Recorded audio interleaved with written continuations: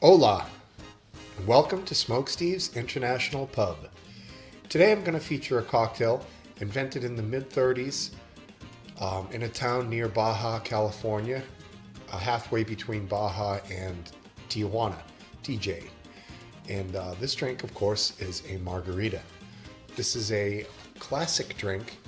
It was probably based on a previous cocktail, I think known as the, what the heck was that called? Picador, yes.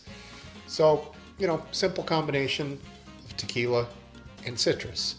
A little salt, a little simple syrup, not too complicated. We're not going to use any pre-made mixers, nothing like that. I never do. Although if you find a good one, you can make a decent drink with it. I'm going to make this the traditional style, and I will use a little bit of salt. So we're going to go ahead and use one of our limes to moisten the rim of our rocks glass, just to pick up a tiny bit of salt on that bad boy. What we're going to do is, we got Terramana tequila, which is the Rock, Dwayne Johnson's tequila. We'll go ahead and go with, we'll see, probably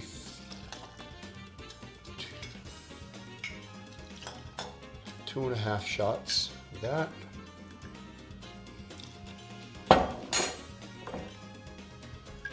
We're going to use orange curacao, triple sec, Cointreau, Cointreau, whatever.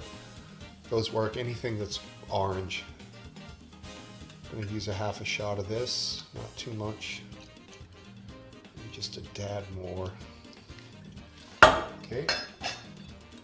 Got our simple syrup, which I'm not going to use much of because a traditional margarita would not have simple syrup, but I'm just going to use maybe a tablespoon. And I'm going to go ahead and use the juice of one full lime. Not exactly that juicy. There we go. Halfer. And the other half freshly squeezed.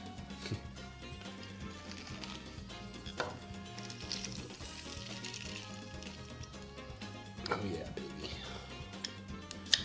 This thing is going to be strong and cold because I'm going to shake it and serve it on the rocks. Of course, not strained.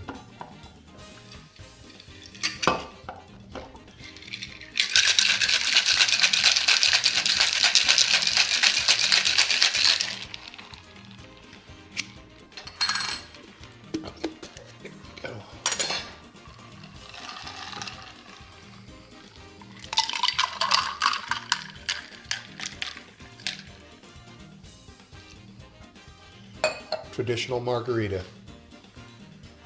Ooh, that's nice tequila. Very mild. Little oak. A lot of lime. God damn! That's really good. We'll see you downstairs.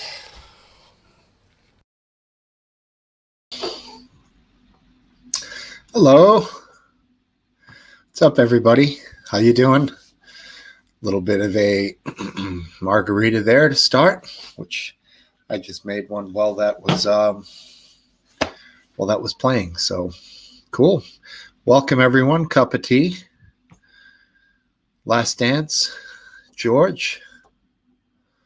That's life, but not as we know it. Welcome everybody. EW. Yeah, I know EW.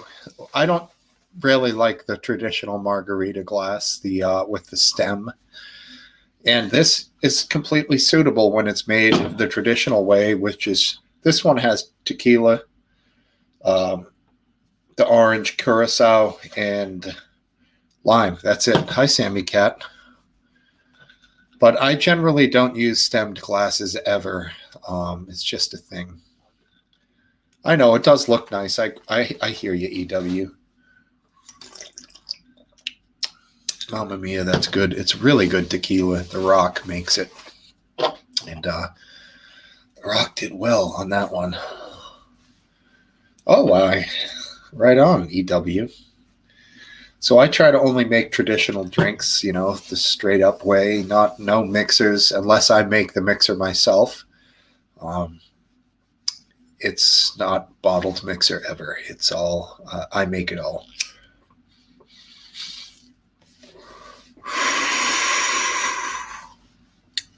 Not that I have a way of verifying that you were a bartender at the Ritz in London. Of course, could be completely bullshit, but that's fine. It's all good. Anyways, here we are at the pub. Last week's was a good pub. We had a good talk. Everyone seemed pretty lively. Yeah, exactly. There was a good discussion between FTW Nils and everybody, basically, Aphid Lip in particular, but it was a lively discussion. So maybe we'll see those guys again tonight if we're so lucky. Gonna light up a joint, which I had lit earlier and had to kill for the time being. I hear in the news today that France is pissed at the UK about taking vaccines. Hi, Amy Dodd. How are you? Thanks for being here, Amy. Hopefully the guys get the notification because it is an hour earlier in the UK tonight. Rechonging. I got two different things going here, buddy. A strawberry lemonade in the joint and this punch. It's Sunset Punch is the other thing, which is quite nice. I'm good, Amy. Weather is warming up and, that's something, right? Get a little warmer days. Oh, fuck. I heard about Freddie Mercury, the Seal. Oh, what a downer that was, huh? Jesus. Fucking dog killed the seal. Terrible. Some of the UK people could explain it a little better to the Americans here, the Yanks. It's just the saddest thing. Poor Freddie. Freddie!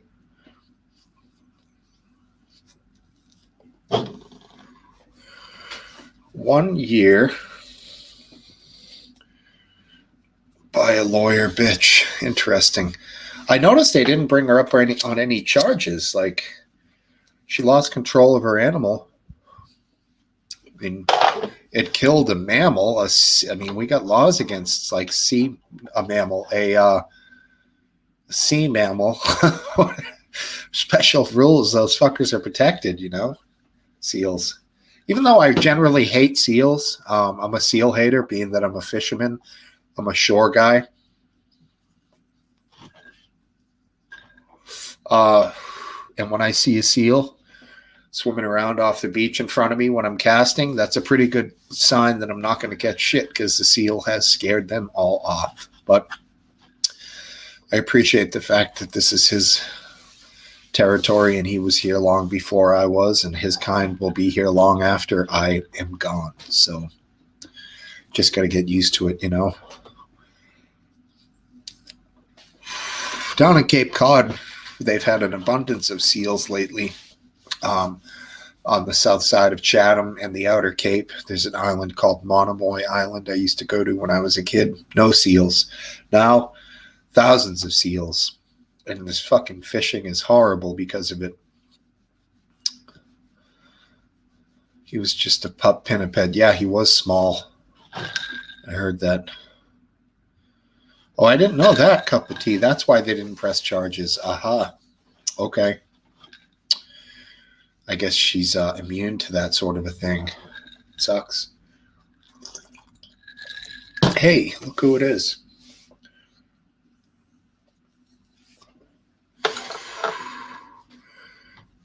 Last what? What's up, man? How are you? All right. How you doing, Steve? Pretty good, thank you. Yeah, good to see you. You too, man. Thanks. Good to see you too. When you said, "Oh man, this is great," I I just wanted to say, hey, give me a taste, please. Yeah, it's good. You got to use good tequila when you use minimal ingredients. They have to be good quality, especially the booze. Yeah, sharing is one of those things that the virtual pub does not give you that a real pub does. Unfortunately, yeah, exactly.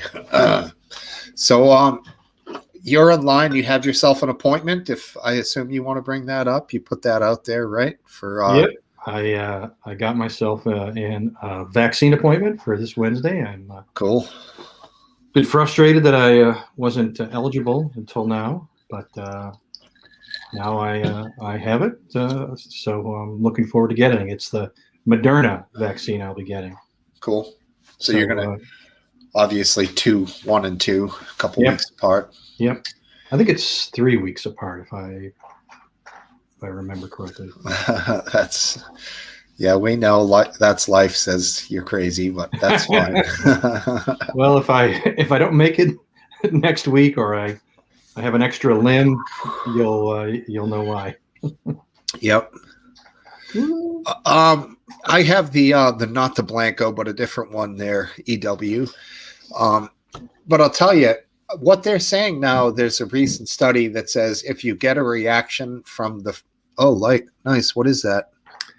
I thought it would be vile. It's like alcoholic root beer. Oh, interesting. It's pretty good. I was surprised. I enjoy it. So if you get a reaction from the first one, they say that means you're likely have been exposed to COVID before. Yeah, I hear so many theories about what it means if you get a reaction, if you don't get a reaction, if you get sick after the first one or sick after the second one. Right. Briefly, I'm going to bring in Cypher. What's up, dude? How are you? Hey, doing well. Good. Hey, Cypher. Hey, man. How you doing? Pretty good. Pretty good. I put in a new submission up on AltFeed. I did one of my required papers for the collegial work that I'm doing. And it's dry. You want to go to sleep? Read it. I will read it. Check it out in bed tonight. Yeah, and what was that about briefly bringing me in? You're gonna quickly escort me out. I guess I meant briefly interrupt the conversation to bring in. Okay, I would not blame you if you quickly escorted me out. I'm generally well behaved, but I think I got called Captain Chaos on Thursday. I'm not sure. I think I did. Thursday what a story that was, huh? Yeah. Jesus, disturbing.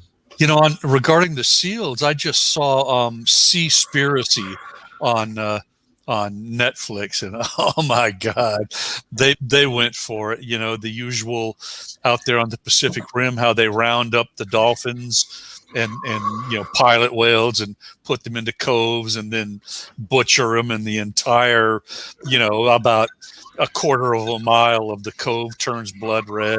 It's like, oh shit, so saw that. Yeah. Cypher, we are all interested in what's going on top of your head there. Yeah, you got some sprouts. Yeah, I got some alfalfa sprouts. You lean in and put closer to the camera so we could, and now show us your head. We know what your face is. Oh yeah. Hey, you still got a good head of hair on you there, guy. Yeah, I mean, I've always had the hair. I'm jealous. I wanted to be bald for a few years. Interesting. Yeah, I still remember going through friggin' what's the London airport? That one, the London airport. Yeah, Heathrow. I went through Heathrow, and I mean, like 50% of the folk there are Middle Eastern, they're Western Asian, and I mean, going through that thing bald in late 2019, it was like I was, a suspected terrorist. It was just it was amazing, and I have anyway, I got a story if you want to hear it, but if we want to, continue on with the normal conversation, we can do that too. Let her rip. Yeah. when I was in the hotel and I had missed my original transatlantic flight over to Manchester because of a thunderstorm in Charlotte, North Carolina. That was where that was the transfer to go further up to get to the transatlantic hop. And a thunderstorm made me lose 24 hours of my vacation on I think it was a 5.5 vacation. So, 20% of my vacation went out the window because of a thunderstorm. And when I was in the hotel in Manchester, I was talking on one smartphone, and I was recording myself in another, and I was talking to my imaginary audience, and I was just cursing out British Airways and American Airlines, and I was all pissed. Sure. And while I was on the line with customer service, and I didn't realize they muted me, but they were probably still recording the call. So I was off with all these profanities and all this piss-offedness about, how they had let me down. And I think that got transferred over to their security. I mean, I might be paranoid about it, but I sort of really do think that happened. And anyway, I mean, I could have sworn I got a good bit of extra attention. I mean, I got the swabbing for bomb, where they use the wand and they swab your shins. And right. If you've got, whatever bomb residue is, they were checking me to see if I had that. And Cypher, you don't look like a terrorist, even with your head shaved. You don't look at all like a terrorist. What are you talking about? I don't look like a terrorist. But I think you're probably right, Last Chance. Yeah, but dude, you're onto something. If they're all in the same company, if somebody comes through and the person who sells them the ticket or whatever thinks they're suspicious, I'm sure they're allowed to pass that on to the security guys. Yeah. It was all done. Whatever was done professionally. But I also swear that I had an air marshal sitting next to me on the trip back. From Heathrow to, I guess we went all the way to Charlotte. There was no hop. It wasn't like we went from Heathrow to Philadelphia and then to Charlotte and then down to the Daytona area where I live. But it was straight all the way down. There's up on the gorgeous George Begonia channel, there's a video of that flight, which is halfway decent. It's one of the better videos, but I mean, it's long. People who would seek to view it would hop along in the video. They wouldn't watch the whole video. Sure. But I didn't video the guy sitting next to me, but he was no one to be fooled with, whoever he was. And he had this little bag, with him that looked like it would probably have a firearm in it. I mean, he really did look like an air marshal. I mean, to me. So, I mean, it didn't freak me out. I mean, I hadn't done anything wrong. All I had done was expressed being pissed off about losing 20% of my vacation. Right. The air marshals are not supposed to look like air marshals. They're supposed to be somewhat inconspicuous. Somewhat, but at some level, I would think they're gonna stand out. It's impossible. Yeah, I guarantee you that the flight attendants, without being told, know who the air marshals are. Right. Just because they know how they behave, they know. I'm an air marshal. I do it on the side sometimes. You wouldn't have hesitated before making that joke. It's like I was an air marshal. I keep my subsonic rounds in the sock drawer, and when I subsonic rounds, I think that's what they use because it won't. Don't you use that alliteration on us? You stop that right now. Subsonic rounds in the sock drawer. That was great. I should take back that the flight attendants know who the air marshals are. I was on a plane. You were a flight attendant? No. No, I don't attend to anybody but myself on flights. Yeah. But I had the flight was a multi-hop flight, and I was stopping at the next city, and I guess I was the only person that didn't get off the plane. And the flight attendant walks up to me and says, "Are you an air marshal?" I said, No. Is it okay if I stay on the plane? You don't look like an air marshal, sir. Oh, you mean for the maybe if when you stand up, maybe you're a little more imposing than when you're at your leisure. I'm a chubby little midget. I'm not imposing. You're saying for a layover, you were going to just sit on the plane? Well, it wasn't that long of a layover. And then I asked her, I said, is it okay if I stay on the plane? Definitely. It is funny. I would say, like, I'd want to get the hell out of that thing and walk around for 10 minutes. But I mean, if you're used to it and you just want to chill, I hear you. Were those back when you could get a cocktail on the plane? That was back in those days, right? You can still get a cocktail. It was. Are you saying that you didn't I wasn't in first class? That you can get a cocktail on the plane? No, you can't. You can't since COVID. They won't serve. Okay. Yeah, you're right. I have no idea what's going on since COVID. Yeah, because they think people are going to have a couple and then start taking their mask off and stumbling around, spreading the germs everywhere. Right. So acting out. How are you?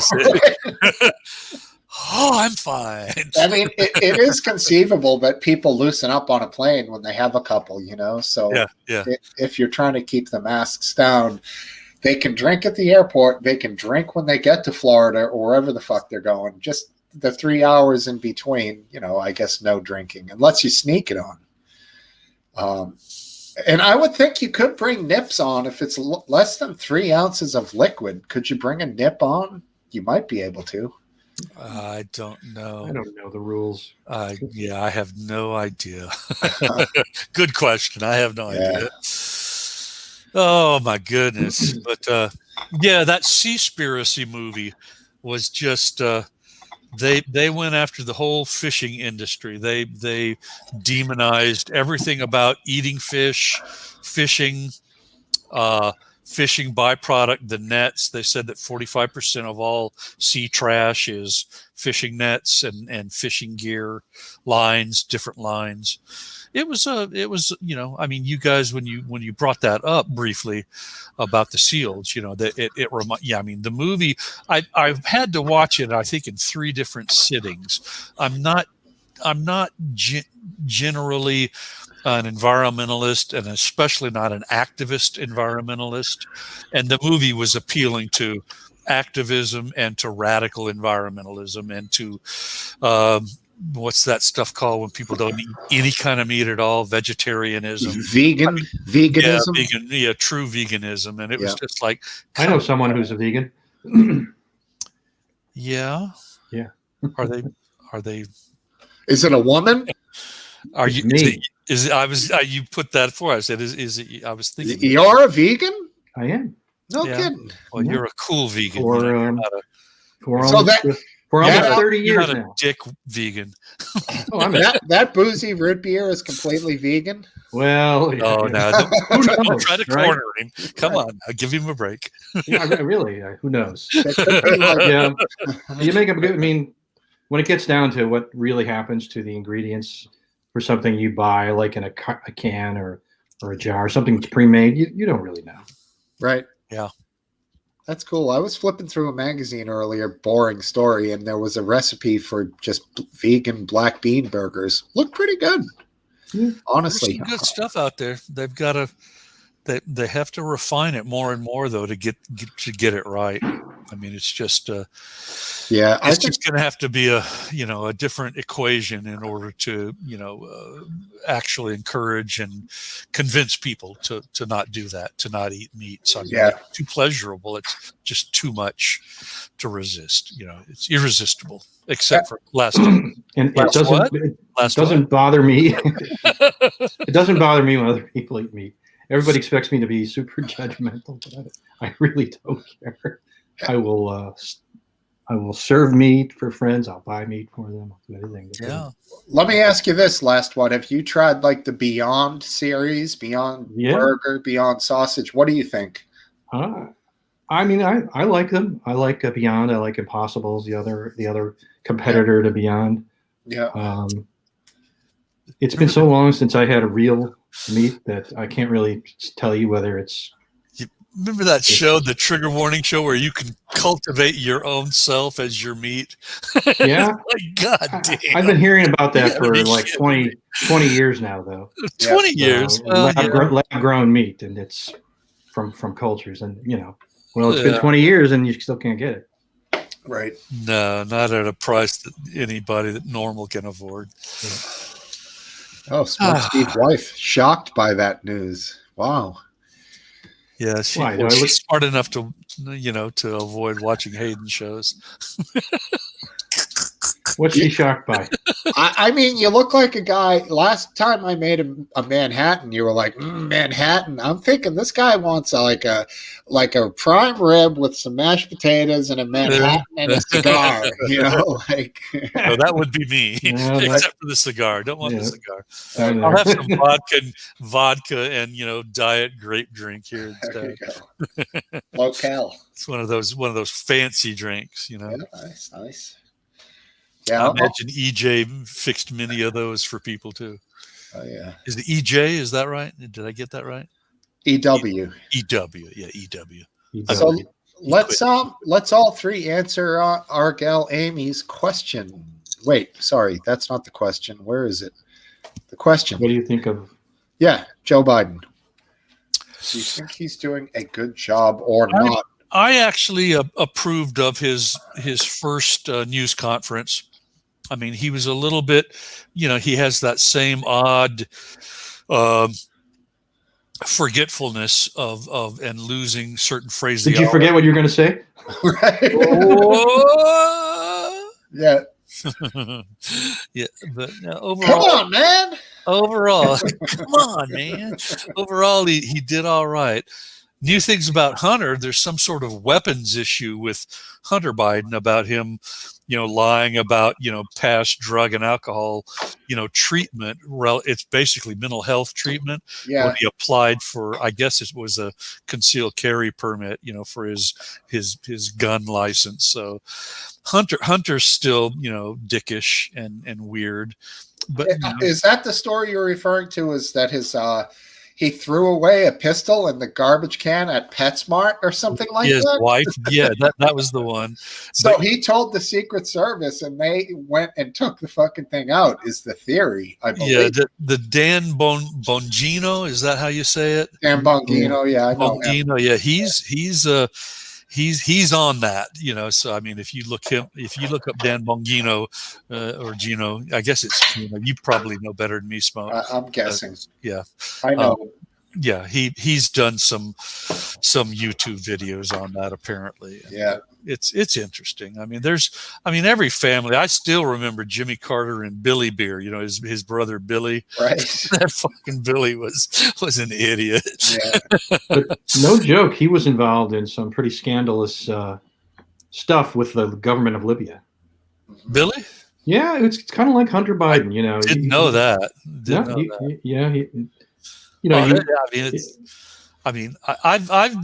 I've capitulated quite a bit on President Trump. I still am not. I don't feel animosity towards him or his administration's activities, but I don't have the really staunch, passionate support of him that I had at one time. You just go with the flow. Now that Biden's in office, you're going with the flow. I've become collegial. Collegial. Just give me a break. Right. Traitor. Those liberal college minds got to you, George. Yeah. Yeah. Come on, cup of tea. Give me some shit. I deserve it. Yeah. Were those pictures that I saw months back, maybe last year, I'm not sure, of Hunter Biden with the stripper, and they were explicit. There was nudity. Were they real, or was? No, it was real. It's all real. Getting his dick worked over with some feet, and where it got dodgy was that they were trying to say that Obama's daughters were in there in the bedrooms with him. They were looking at certain. That was dumb. It was already salacious enough. The whole thing. Yeah. anything. It went crazy. I mean, Yeah. just an aside that's sort of apolitical, not political, but apolitical. There's a guy on YouTube. It's all one string of characters, capital M, EMER, capital MAN, Memer Man, and it's some of the cleverest memes and the most sophisticated humor that I've seen in terms of meme manipulation. The guy, Memer Man.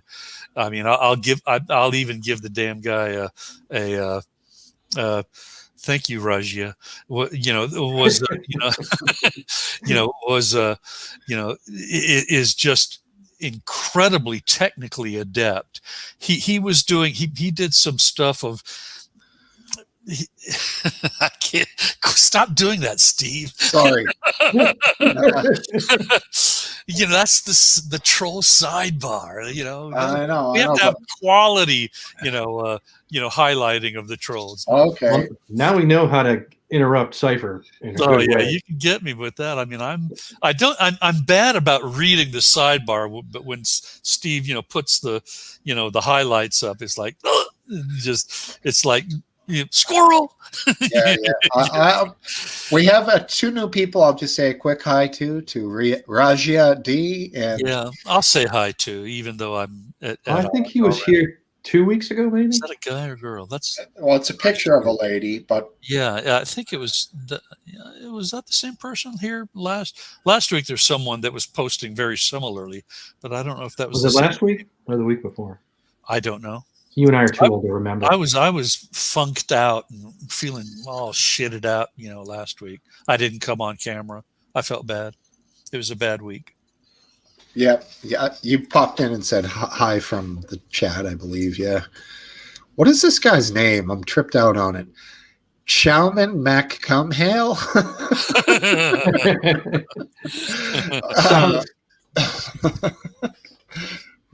Sounds kind of Gaelic, but I don't know if it's Gaelic or just gay. Yeah, funny stuff. From okay, Raja is a D, and hi Raja is a woman. I'm sorry, not a D. There's someone with a similar, sidebar name posting, basically, I don't know. It was. Westerners are assholes, type stuff. No.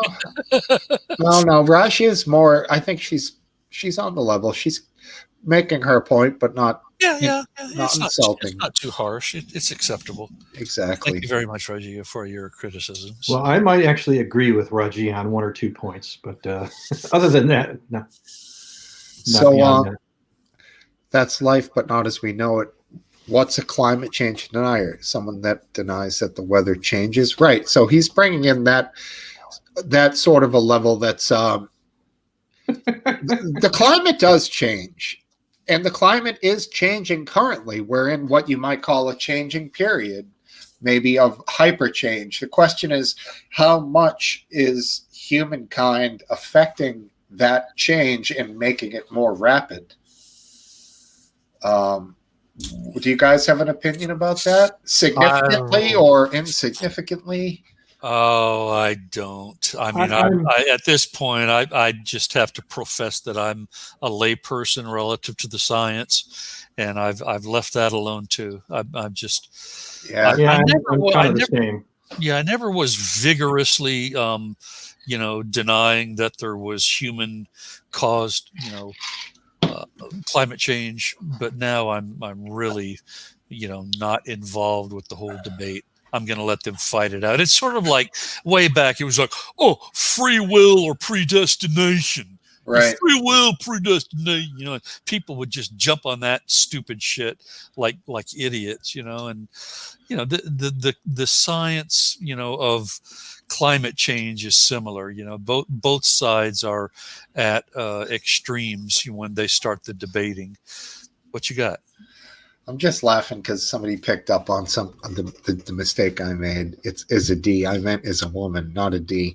Anyways, my thought about climate change is I think that people initially were thrown off, especially by Al Gore being the champion of it, and the ties that he had, and the words that he's saying in the movie that he made so much money from that. And then it didn't take much research to realize how many square feet his house was, what kind of electrical service he had, what kind of a private jet he was using to promote this movie, and which he made hundreds of millions of dollars off of. So whether or not the whole thing was true, there was a certain amount of profiting going on by him. And I think that, that made a lot of people question. 2000 election really pissed him off. Yeah. I got to say that of all the election conspiracies you've heard since the 60s, Al Gore has the most legitimate gripe amongst all. Not a conspiracy. He just should have won Florida because brother Jeb, because of that pound, whatever that ballot was. The butterfly ballot, remember that? Yeah, the old Dangling Chad. The hanging Chads, baby. Yeah, that's it. Well, that was the county where Pat Buchanan had like 60,000 votes, and they probably all were meant to go to Gore. Now you can't award them to him based on that, but it's just, I understand why he wouldn't be unhappy, because it was almost certainly their intention to vote for Gore rather than Pat Buchanan. Right. That one, I Buchanan himself said, "No, those people were trying to vote." When for one Gore. steps back and looks at it objectively, halfway objectively at least, you begin to realize that people who are insisting on being centered in the spectrum of politics are the correct people. Otherwise it's just a fool's game. It is. It's a money suck, time suck, fool's game, unless you're one of the principal players who actually is able to use the politics of the situations to get into power, and then they get to wield the power. Very quickly, I'm going to bring in our buddy Aphid. Hey, sir. Hey, Aphid, good to see you, man. Aphid's had opinions about the 2000 election before that were probably more legitimate than not. Oh, I got an opinion on everything. And none of them are legitimate. You know nothing about my medical events. I think everybody in here knows plenty about your medical. No, not enough. Not enough. You don't know the half of it. I mean, I'm old. I might forget. So right, exactly. That's good. You're not looking like Trotsky today, so that's good. Trotsky. So, Aphid, Aphid, would you say that by the way, how are you, my friend? Thanks for being here. Man. Good. Would you say that climate change is currently very much affected by humankind, or not really, or somewhat? Do you have an opinion about that? I mean, there's just no way for anybody to say, one way or the other, really. I mean, it's plausible both directions. Right. Most of the problem I have is with, it's like, when you eat a bunch of, junk food and drink coffee and beer, my life, basically. If you live like me, you're doing your body harm, right? So most things that like a doctor would tell you would be a positive, smart thing to do. And people get so hung up on the name when, it's just, it really is doing labels. Stuff like whatever, it can't, like the carbon, all the shit that are burning fossil fuels and stuff like that. That can't be good for the planet one way or the other. We should, and all it's caused is wars. Really, if there's other ways to make power. The big mantra was it's the science is settled. That was the big dogmatic mantra that went out.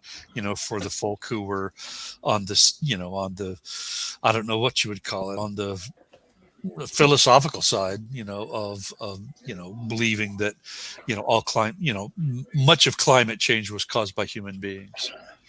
Yeah. Well, there's, like I said, there's no way to prove it one way or the other. Yeah. And the cycle of climate over the millennia has been so drastic in both directions.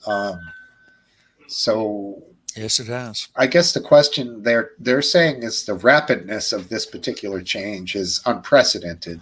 Yeah, it could be, but I mean, there's been rapid changes throughout the life of this planet, just rapid, all of a sudden, boom, and everything that was living is now dead. You know what I'm saying?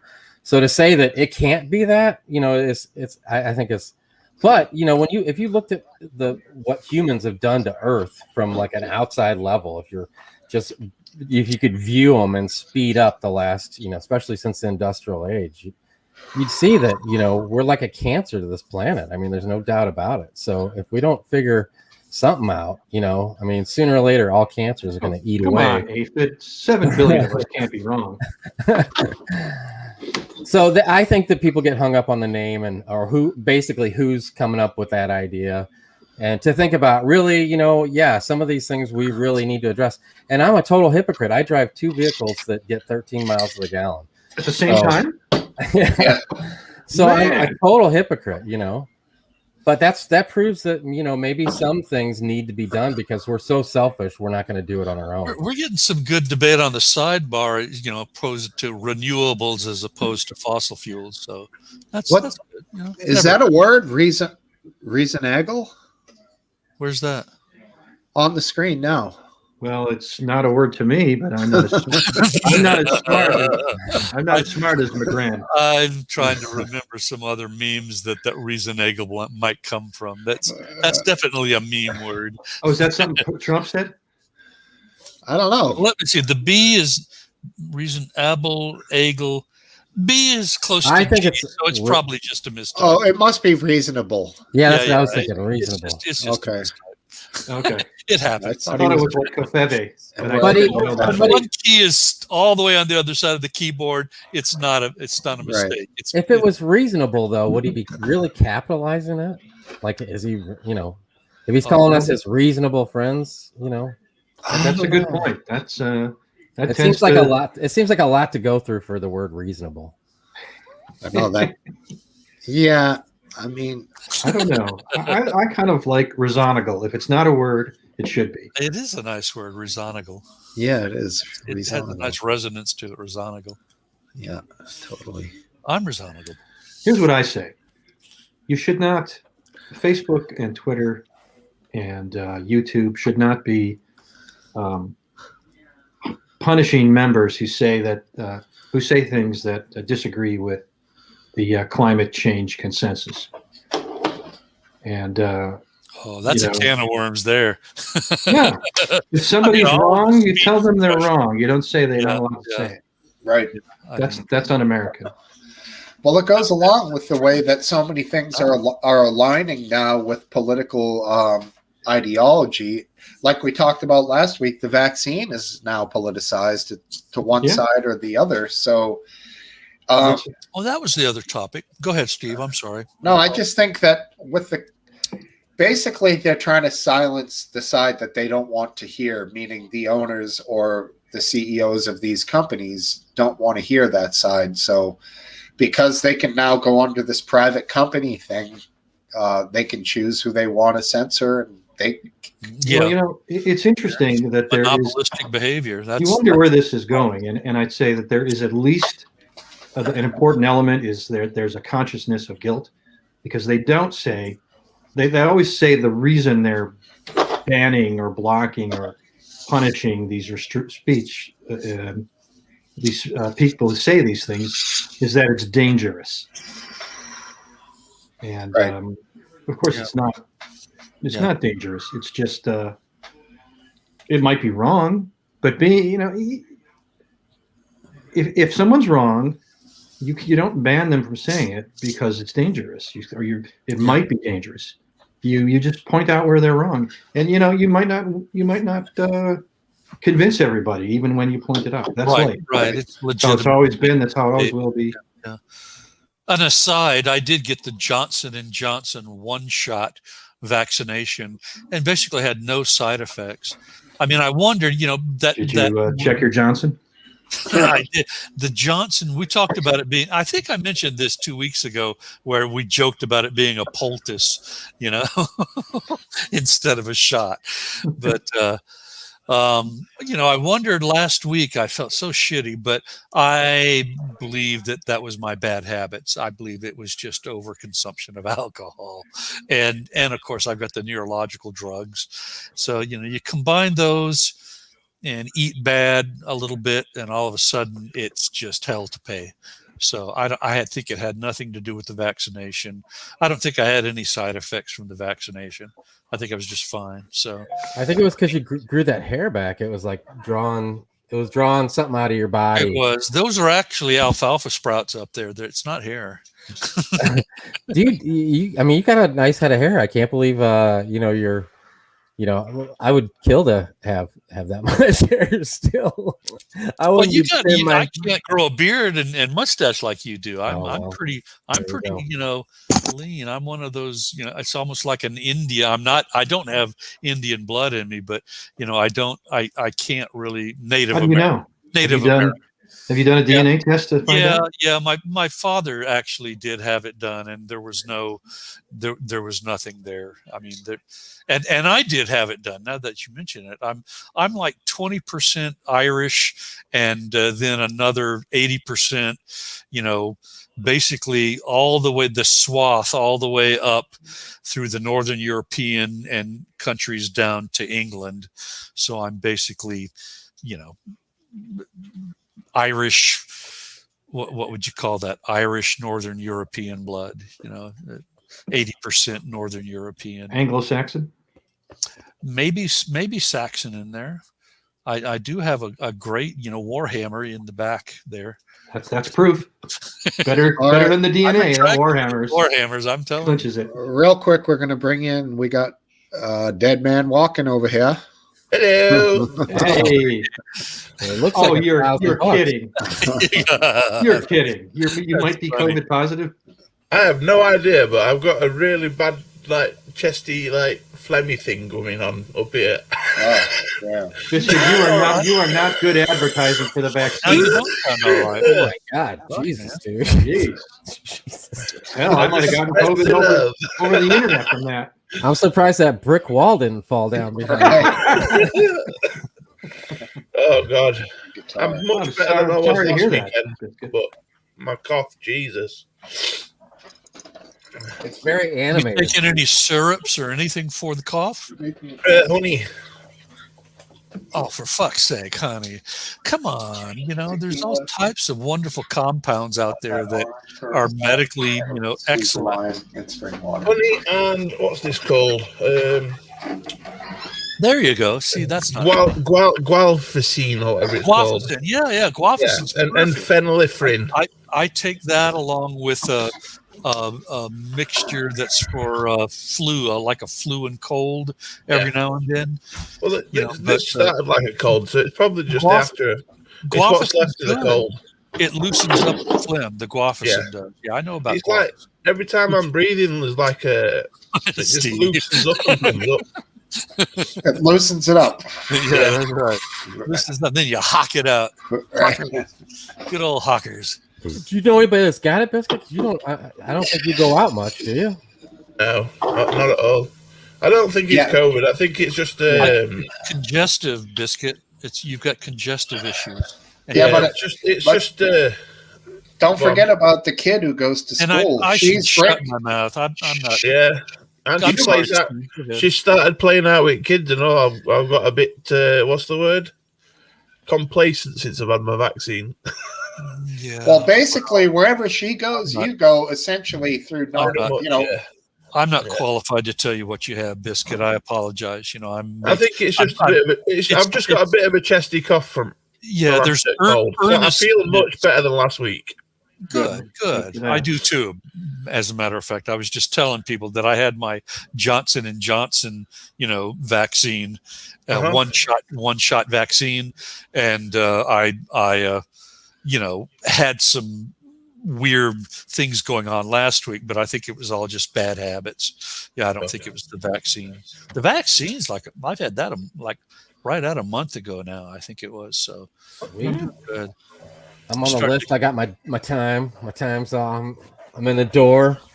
just waiting for my in the door. Got your foot in the door there. I think I could have got one a long time ago too. Go ahead. They were telling everybody to go check this list. I think I have lost weight, cup of tea. Thanks for noticing. My overhang is like 4 inches higher. I went through there and one of the questions, the questions is, do you deal with the public or whatever? And I did. And then one of them was, it said, do you have anybody in your house that is, I can't remember how they worded it. But one of the things was immune disorder or whatever, so my son had that. I didn't think it was that big of a deal, but apparently I really should just ask one question right up front. The first question they should ask is, are you willing to lie to get a COVID shot? Oh, you could totally lie. I mean, there's no. I know, but a lot of people do. Yeah. I'm not suggesting you did, but no. But everybody I've talked to that's got it already, I'm like, how'd you get it? They're like, oh, One guy I know he went out in the country like 2 hours away from here because they they had more than they needed, for the people out there. Yeah. So he went all the way out there and he got it. He's a mailman though. He's senior citizen here. Yeah. Hey man. So yeah, get that thing. Yeah, I guess I sort of decided to wait it out a little bit. Yeah, you gotta see how it plays out. See if people start dropping off. Yeah, I don't know, man. I think with the amount of people that complain about it, might be a good idea to wait a little while. I want to wait and see what the numbers are. They're going down here somewhat. I mean, I don't know, But it seems to be having a good effect here in UK. We only had 58 deaths today. That's not bad. Yeah. So many variables. I mean, somebody, I think it was on this show, it might have been somewhere else, was saying that, oh, no, it was Twitter saying, oh, yeah, in winter, they're going to have another lockdown, even though COVID's not even, prevalent. Yeah, this wasn't about COVID at all, it's all about the reset. No one's going to pay any attention, even if they order a lockdown. Right. They didn't hear. This is America. We don't pay attention anymore. Man, I'm telling you, where I live, there was nothing. I just, there's nothing. There was no difference. It was just some people stayed at home and everybody else went to the bars. I think that's why lockdowns don't work, because you can't control free will. I mean, right. I chose not to, but I might have even snickered when I would see, especially at the beginning when it was bad, people going in places like that. But I'm so glad there was people that helped a lot of those establishments, make their way through this. Yep. Yeah, it's a risk reward thing, man. You can't just just do it. Yeah, I think they would have been better off educating people more. Yeah, oh yeah, definitely. Than shutting the whole works down. That was just crazy. I'm looking at Rage D's commentary. My God, that's incredibly ignorant. Sorry. And as we discussed last week, Aphid, what were we saying again? No, I'm sorry. Something about brick walls falling down because Biscuit Mates coughed. Some bitch, you forgot too. Yeah. Anyways, I'm just like, my point was, I'm probably going to wait it out a little bit. I don't know if that's foolish of me or not, but no, it's not. It's whatever you got to be comfortable doing it, right? Yeah. There's literally one person I want to hang out with, and if he gets it and he's cool with hanging around, then he can come by. Aside from that, I don't really have any friggin' friends anymore, Oh, you do. Come on. You've got a whole host of international friends right here, brother. Yeah, but how long have you lived there? 6 years, something like that. Yeah. Yeah, I wouldn't want to be making moving to somewhere where all my friends weren't. That sucks. Well, yeah, I mean, but my other buddy lives in the same state. He used to come to visit me out of state. Now we're in the same state. We're only about 50 miles apart, but right now with the COVID, we don't get together anymore. But last summer, I shit you not, we were smoking bowls together on the golf course, and like, well, this thing's almost over or whatever. Like, we didn't care. We were fine. We still haven't gotten together again, so I'm sure we'll get together. But besides that, I don't have a huge. You could go golfing. He's my golf buddy. You can still go golfing. Right. We'll do that. It's outdoors. Yeah. Oh yeah, that'll be a thing at least once. Man, outside, I mean, there's, I mean, it's just to me, I especially if it's warm like this, I don't even care. I mean, if we could be outside, I mean, I just don't worry about wearing a mask or something outside. Yeah, but the move is when we golf, then he comes down here, we party, we go nuts, You guys sip on cheap wine together, and we sip on good Farm, TJ Swan, Annie Green Springs. Annie Green Springs was a good wine. Smoke the finest cannabis you've ever seen. Is that right? Oh yeah, I'm jealous. Yeah, as I always do. They don't call you Smokesteve for nothing. Yeah. Exactly. Also, like right when you went on tonight, there we were coming home, and the drops really sounded hard. It was starting to rain, and we're like, "Man, is that hail?" And we're almost home, and then all of a sudden it turned into hail, and we wanted to get the car in the driveway in the garage, and it just started going crazy, and my truck was out there and shit, like just totally let loose. That's what the people just got fucked up with down south is coming up now, hit you, and it's going to hit me tomorrow. It's a massive storm. Yeah. So obviously it calmed down by the time it got to you, but man, that thing was pretty wild when it started up. But yeah, so are you on like total wind and rain right now? No, it was kind of just that. I mean, it looks a little windy out there. I can see the stuff blowing around, but not like crazy. Yeah, it's beautiful here. It's really nice here. It was like marbles, and it was like not covered the grass, but it was definitely collecting out in the yard. Did you came down like a bitch? Any dents on the car? I don't know. I ran out there, and first thing I grabbed was a piece of cardboard because my truck was still out there. And it's a truck, so all I need to cover is the hood. So, it's like, well, I could probably do that pretty quick. Yeah. So I took some cardboard and I threw that up there, and I was like, oh man, that's just covering like the center. So we got like one of those rubber mats that like they interlock like puzzle pieces almost. Oh, sure. Yeah. So I ripped those up and threw them on it. And then I was like, those are going to blow away. So I found this old blanket and I just threw that on top. But every time I went out there and threw something else on there, I get nailed right on the bald part of my no. And it was they were marbles, so it was like, that's not good, like a slingshot. Hey, Roger D, call in. Says I want to call in. If you got a webcam, call in. You can do it. Oh fuck, this thing's being temperamental tonight. Is it? But there is the link. Click on it, Raja D. Woman D. We'll behave. Wow, McGrandy's now like he's turning into a communist, or he's calling us communists. Good to see you, compatriot. All right. I want to see McGrandy come on to see if it's really McGrandy. I never had a major problem with that gentleman. I mean, other people just absolutely. Is she asking for the trigger warning number like on Thursday? No. Maybe the link is right above her. It's not a number, and you don't call. You just click on the link. Click the link. It's right there in the chat. That's me. I'm trigger warning live. Or trigger warning. As a fellow balcony buzzard, I always enjoyed First Archangel's, videos. They were good. I did too, and I enjoyed his criticisms of Trump, even if I didn't agree with them. I thought they were funny.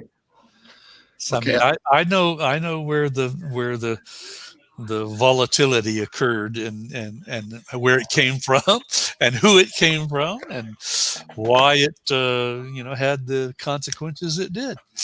So it's not the same here, I don't think. I can't be any clearer than that. Raja, it's right there on the chat. I just put it there. I said click this. Please. Oh, wait. She already did. Yay. Oh, wait. She didn't. Well, maybe, it's no, we don't have phone sometimes numbers. Technical difficulties. No, What happens is the browsers will have the webcam. They will have the webcam occupied so that a person can't, It's a dude. It's a guy. It's not Raja. But we're going to let him on. Hey, can you wave your hand? That's cool. McGrand? There you go. Yay, Okay. man. It is him. There he is. Outstanding. It's him. Hey. How you doing? What's up, buddy? How are you? Good, guys. Okay. Doing okay. I hope it could be. This could be one of those deep fakes, though. It could be somebody that really took the time. Then he deserves it. If it was good enough to get to deep fake, I'm sure it'd have a bit better lighting also. Yeah. I'm in the shadows as usual. Only half of your face is, though. It's very, very artsy. Yeah, I got the light to the west. Yeah. So. Yeah. So I remember you. I was a live lurker back a bit in the day, I guess. So I remember your videos from then, right? Mick? Thank you, buddy. Yeah, cool. All right. Yeah, you had, I call me X if you want. All right, X. Oh, yeah. I had made some, evaluations of your videos, McGrand. X. And do you really want to be called X? Yeah, we can go with whatever you want. Okay. All yeah. Right, cool. They were good. Go ahead. I really, first of all, I want to say I really appreciate the opportunity to speak to you guys. I've sort of missed you all for quite a while. And Last Dance, I've never met you before, so it's a pleasure for me. Thank you. It's a pleasure to meet you. Yeah, but you had some stylistic, excellence to some of your videos, McGrand. I want to call you First Archangel. That's what I always knew you as. That was where I got to know you. And your videos were good. You did some real work. There was a breakfast video you did where it was just eggs and you were preparing breakfast, and it's like, oh, that's pretty cool. Thank you. You're welcome. Yeah, I sort of went half haywire over the years in my presentation on Live Leak, but you had a different experience, and I sort of was wild and crazy before I ever got there, and so it was a different website for me. Yeah. Hey, Aphud, what's going on, buddy? Not much, man. How you doing? I'm good. You still the same place down there? You still in Fort Lauderdale? Yeah. Is it nice? Yeah, it's actually unbelievable today. Yeah, I'll be quiet and I'll let you guys talk. But I'll go ahead and I'll go with my balcony. There you go. You guys hang out. There you go. He's about 100 miles north of me. Right. And, I thought you guys were closer together, and he cleared that up a couple of weeks ago, actually. Yeah. So I got to tell you, I'm up 10 floors, and it's like still 72 in my apartment, and down below it's like 84. Oh my God. Yeah, I was on the road today. A lot of traffic down here. All you Yankees are coming on down. I don't know what's going on. A lot of people are coming. That's where the party is, man. There is Russia. Hey, sorry guys, I just want to get her in here. You're good, Russia. Come on. Don't be scared. We don't bite hard. Come on, camera. Come on. Wait, are you talking to your cat or the woman? Oops, I messed up. Sorry. Got shaky cam. Oh, there he is. Okay. I'm in my dressing gown, guys, and my hair's a mess. Well, you're. Can we ask you for a show? Can you hear me, guys? Hello. Yeah. We can hear you. You're loud and clear. I hear you. Okay. I'm hearing East European. What is that? European English. Brilliant. Yeah, British. Are you in Manchester? I'm from London, guys. London. You can hear me. You have a nice British accent. Hello. No. Yeah. I'm in London. Thank you so much for having me on, guys. So what? Yeah, why'd you call in? What into your conversation? I really appreciate it. What was your what? Yeah. Did you have something you wanted to say? Guys, the thing about climate change, like, I Oh. Yeah, I do. I do. Wait, no, you cut off. You cut off. So you're gonna. Guys like She's still there. It's a resource issue. We can hear you, Raja, but your video portion is locking up a little bit, but we can hear you okay. Go ahead, Raja. You can try that again. I think it was going to happen, but Aphid jumped all over you. No, I couldn't hear what she said. I wanted to hear what she said because it was like sounded like it was really going to be good. She was bringing it with climate change. She'll sort it out. She could turn the cam off, and it would save a lot all of. Right, yeah, that's true. It would save a lot of. Yeah, yep. She's proven. She's a human. So if you can hear this, how do you say that? We are humans. We are Raja. humans. Turn the camera on. So yeah, McGrande. She's tried. She's gone. Well, thank you for trying, Raja. So it's all nice up. It's not nice. Raja. I can't. Is it? It's Raja, right? Raja. Okay. I'm hoping. Hey, McGrandy, do you remember Duke? Yeah. Duke? Oh yeah. He comes on sometimes. Absolutely. Let's get I've seen him. in here. Yeah, he's one of my favorites. He's a good guy. He does some funny videos. He's a good guy. He's got some skills. Mad skills, Yeah. Yeah, you wouldn't think those videos would be like very riveting, but just him working around in his garden and the funny camera angles.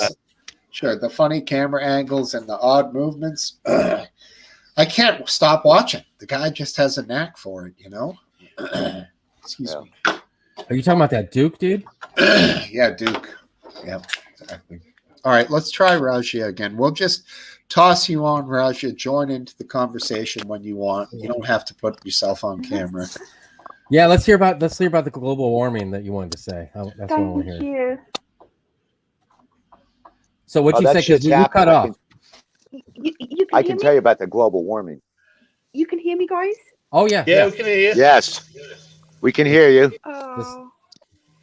This is Mr. Jensen. I'm a coast watcher. I read you so much, guys. 5 by 5. I really appreciate it. Yeah. Yeah, guys. So what I can see happening, I mean, I think particularly with regards to climate change, I mean, it's very scary. I think that the economic system that we live under, obviously, which is capitalism, it commodifies everything around us. Every single thing is there to be bought and sold, and capitalism is particularly. Oh man! It Yes, wasn't us. It wasn't us. As you done. can see, the person that controls everything is gone. So it just happened. Person that controls everything, meaning Zuckerberg? No, look, Steve. Raja Steve. It's Raja Steve. He's the one to control. Yeah. So yeah. She was getting ready to really drop the knowledge. I know where she's going, and I could not disagree more with her. What did I miss? Sorry. It's a tussle. No, I don't want to. I would. I'll let her say her piece, and I leave it at that because this is a friendly pub. It is. Did I miss something bad? What happened? No, she was just trying to get into climate change. How things are scary.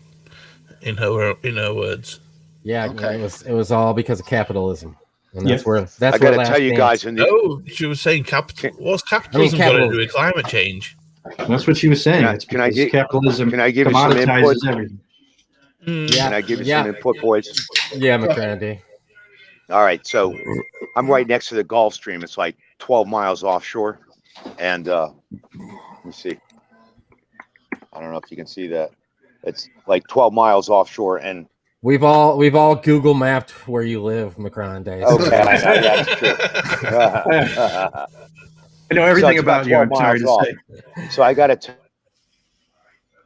warm up. I've been down here my whole life, and I'm not gonna... Shit, he's freezing up.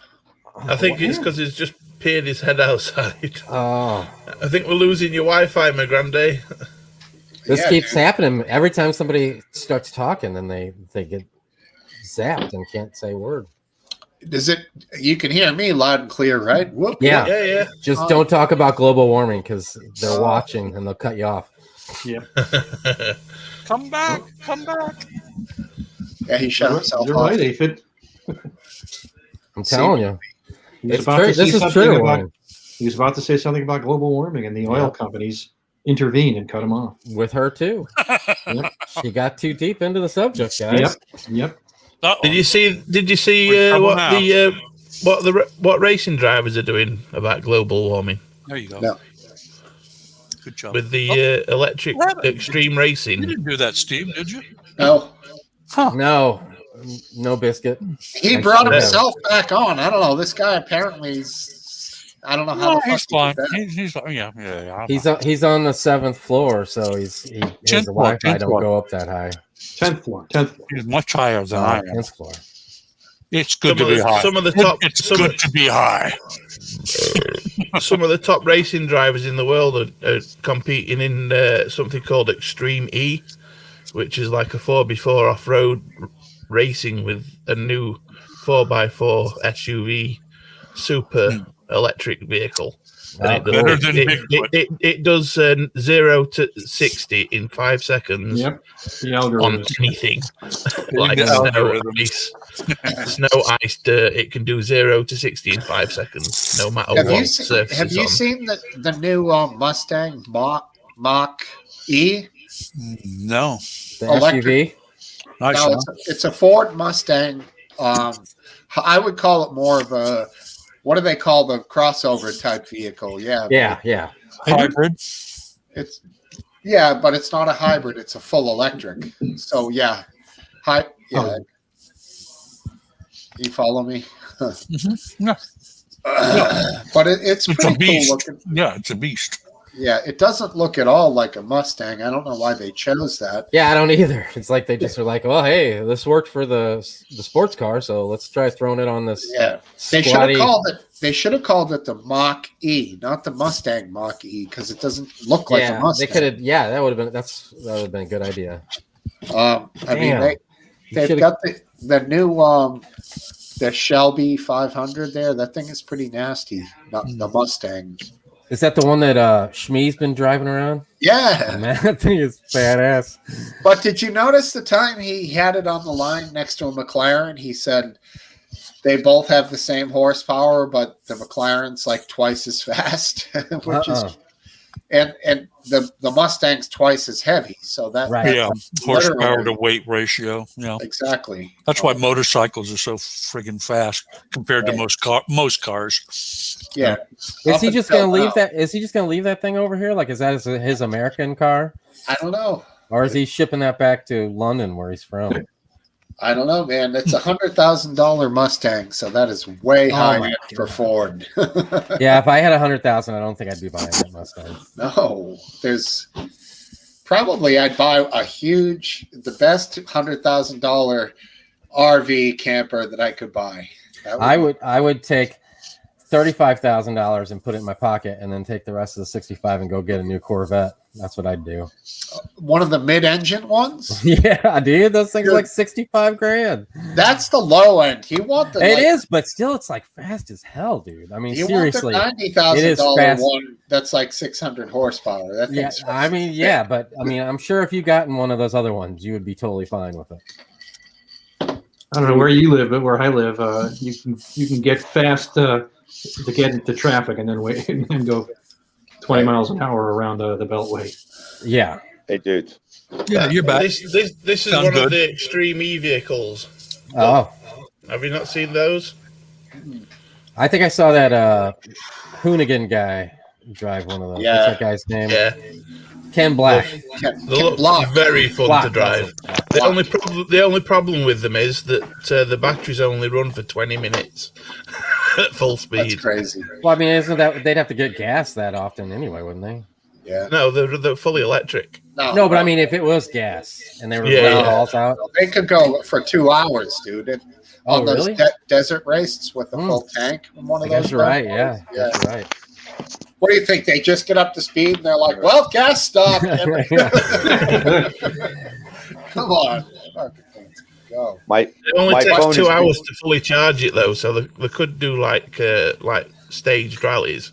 With They'll 2 figure hour that pit battery. stop. They'll figure that battery. What's thing your out phone some doing, way. McGran?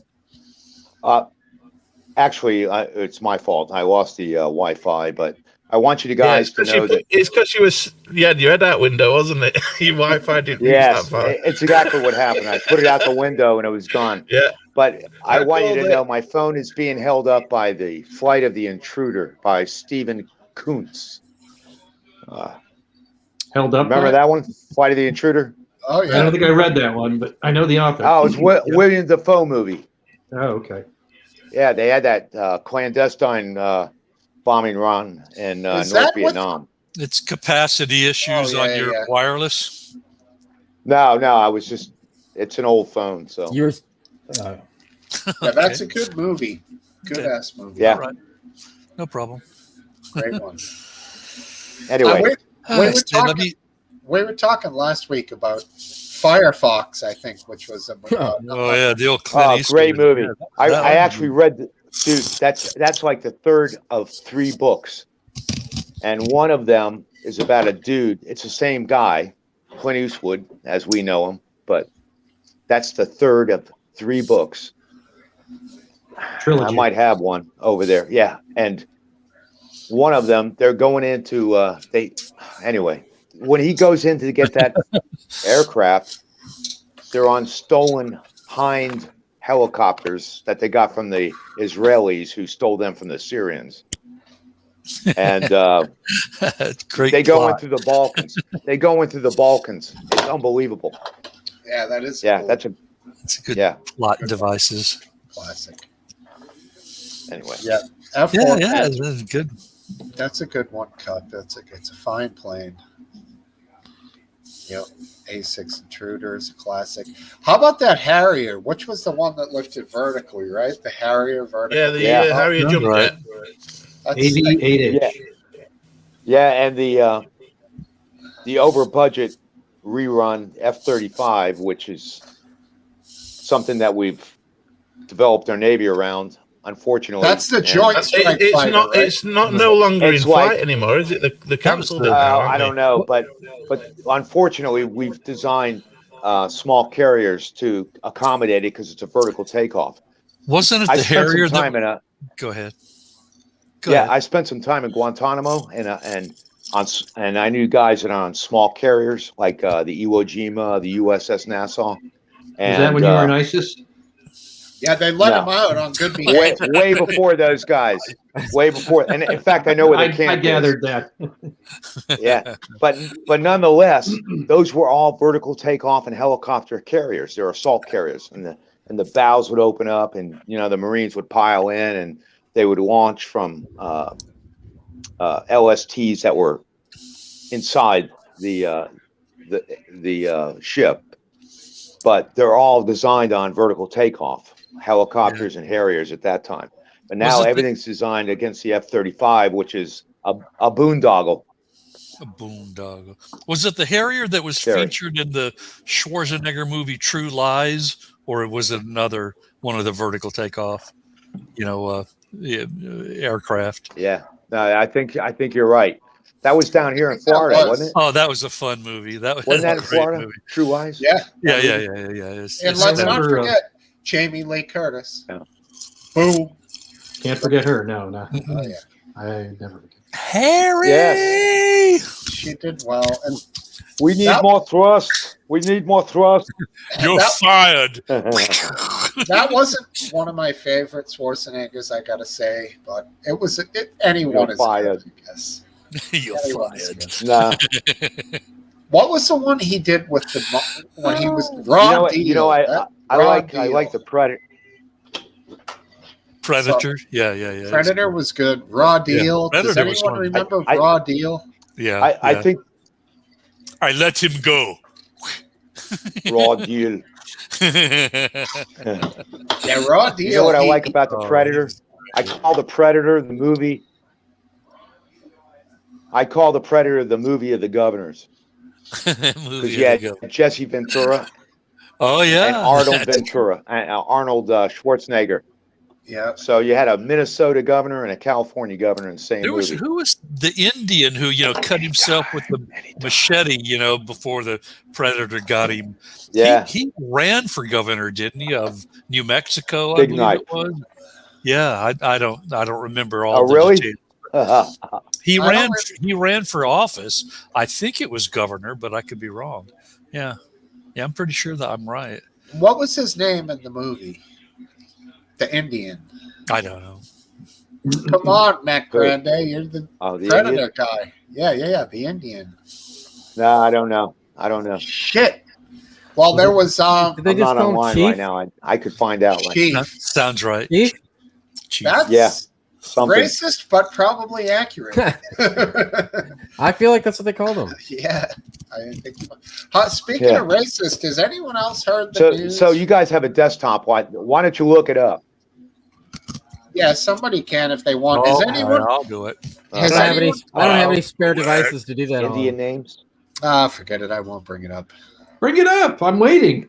The guy, the football coach in Massachusetts, who Indian used, Predator. That would be the search. The football coach who used Nazi, like World War II Nazi references as his calls. He was a high school football coach in Massachusetts. Has that made it national to you guys? Haven't heard that. No. That sounds rad, though. He got fired. Oh, come on. Yes. Yeah. I think one was called, and I'm not kidding, he actually had a play called Auschwitz. One called Schießen. Hitler. Yeah, not kidding. He had plays called that.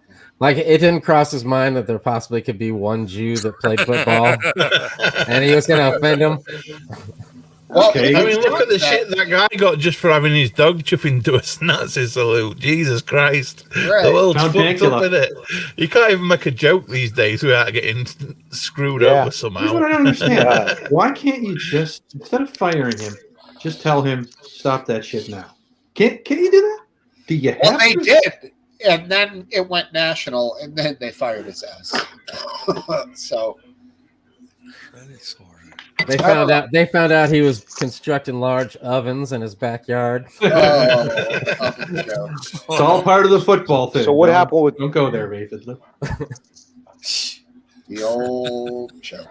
So we're talking about sports. Can I complain about the firing of Tim Peel for a few seconds? Sure, yeah. I think only you and I, Smokesteve, care about hockey at all. Yeah. So an NHL referee, they have they mic up the refs for various reasons, including because it's more interesting, and just like they do in football, the ref pushes the button and he tells you what's happening. Somehow this ref had his mic activated when he didn't realize it, and he said something like, "God, I wanted to get." He called a penalty, and he said something like, "I wanted to get Nashville early this period." And what he's alluding to is something called a makeup call, which what happens is, hockey is a very fast sport. The refs do their best to make the calls. Sometimes they get it wrong. And when they get it wrong, they have something called a makeup call, which is when the other team does something, it's kind of maybe ticky-tacky, maybe they wouldn't call it before, they'll call it in this case, to kind of, as an attempt to balance out the mistake they made earlier. Well, refs have been doing that since as long as I have been watching hockey, which is a long time, a long time. And it's basically that's what the NHL wants those refs to do. The The refs just do what the NHL wants them to do. They have no stake in what gets called or not. They just do what the NHL wants them to do. And but because this guy got caught on mic saying something that sounds like it was a makeup call, the NHL fired him. Just like that. That was stupid. It was ridiculous. It's been going on forever. And they're basically admitting it's impossible to catch everything. So they try to run a balanced game so it's never in anyone's particular favor. So that's how they get away with it, by calling a few bullshit calls to make up for a few bullshit calls. It's right. And everybody in the sport, everybody who watches the sport, understands that's what happens. Everybody. It's crazy. And then the NHL is pretending that, oh my God, I had no idea this guy was doing this thing called a makeup call. I'm shocked, I tell you, shocked. And they fired him, and it's. I thought they started using artificial intelligence for referees now. This is hockey. Do they not do it? Is it only in football now that they do that? I don't think they do it in U.S. in American football. Well, they use. I'm on about soccer. Yeah, that's why I said right. Okay, the Indian character was Billy Soul, Billy. That's it. Played by Sonny Landham. Thank you, buddy. Landham, yeah. And let me look at some more. Go ahead. I'll keep looking at Sonny Landham to see if he ran for governor or not.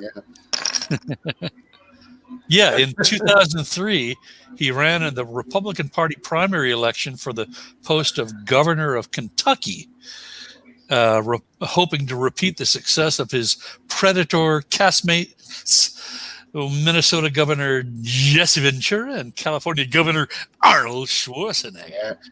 Yeah. I do seem to remember something, man. The scene when Billy decided on the bridge to take off his shirt and throw his weapon over the side. Yeah. He pulls out the massively, ridiculously long Bowie knife.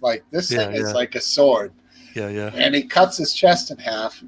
And then I think I remember Arnold, it was like, come on, Billy, come on, as he's running away, and Billy chooses to stay. Then, of course, the Predator comes out. The Predator doesn't use his gun because the Predator, being a warrior, decides since Billy threw away his weapon, it was blade on blade. So, of course, the Predator just stabs Billy right in the center of the chest and then picks his body up and then, throws him over the side with the blade. Not a great fight by the Indian, but that was how that scene went down in my I don't remember that, but you're probably right. But it did buy Arnold, and they had the slave, not the slave, the prisoner. She was I don't know, some South American woman who was they had taken prisoner, and she ends up basically escaping with them. So that time that Billy fought the Predator, briefly as it was, bought them time to. And then Arnold made that whole bizarre set of traps, remember, for the thing? Yeah. He's awesome. Sharpening the sticks, and it was oh. It kind of reminded me of the old Rambo movie. I was just thinking that when it first did you see straight in the dick and all. Yeah. Brian Dennehy, if he bleeds, we can kill him. Brian Dennehy gets the fucking spikes to the stomach, and then Rambo gets him with the fucking knife, and he's that's when he gives him one of the famous speeches. 2 separate movies, but yeah, very similar. Hey, let's bring in a seventh guy. Triple G. Greg, what up? Greg. How you doing, man? Climate change. Hey, Greg. He's got some climate change now. Greg from China. I just wanted to see if I'd get kicked off for saying climate change, but we're I see. Oh, you're clear, but there's some static now. That's background. All right. That's background. That's a TV or something. Is that you, Mr. That's Life? That's him. Yeah, cool. Looks like his hair's gotten a week longer. Mm-hmm. Oh, look at that. What's that? Outside? That's China. Housing. China. Wow. Housing. There's a Keanu Reeves movie where in the credits of the movie, they had this enormous 360, panning shot, and everywhere in 360 degrees were multi-story, housing units. I mean, just like huge condos. I mean, I don't know if they're called condos in China. Greg, are they called condos in China? Not that I'm aware. Apartments, flats. They're called Apartments. I'm actually close to the sea. The sea That's a great view. Yeah, that's a great view. How do you say private homes in China? Greg, how do you say apartment in Chinese? I know how to say home. Go. Home is jia. Ja. So would that be Shanghai? I'm in a place What called city in China? near Weihai. Weihai. Weihai and Weihai. Weihai and Weihai. Place. Yeah. I've been Shanghai in the stock market a few times. Unfortunately. If you go west from South Korea, you basically come to Weihai. Cool. All right, I'm going to go look on Google Maps now. Yeah. I mean, Hey, Greg. Pacific Rim stuff. Cool. Have you made the trek over to South Korea, Greg? No, never did. That must be a city that has a large population of North Korean emigre. Where I am in China, there's heading south big to Korean Southeast Asia. City. Yeah. There's Korean restaurants everywhere. Yeah, there's lots of dog restaurants. No kidding, huh? Korean influence. Yeah. If you do, don't get your passport stamped. Greg, have you had dog? I wouldn't mind eating some. No. I knew it. Not south of the border. They can cook the dogs down there though. Not a fan of pit bulls, no sir. Is it totally legal? Pit bull cipher. Still kidding, man. Oh, I'm sorry. My apologies, Biscuit Baby. You have a wonderful pit bull. I'm sorry. I have a Staffordshire. Asshole pit bulls, then. I'm not a fan of asshole pit bulls. Do they have dogs as pets down there? Like, do you see people walking dogs on the sidewalk? You do now. I came to China for the first time 20 years ago, and it was rare, but I think as people have gotten more rich over the last 20 years, you see a lot more. A lot bigger middle class. I've been following.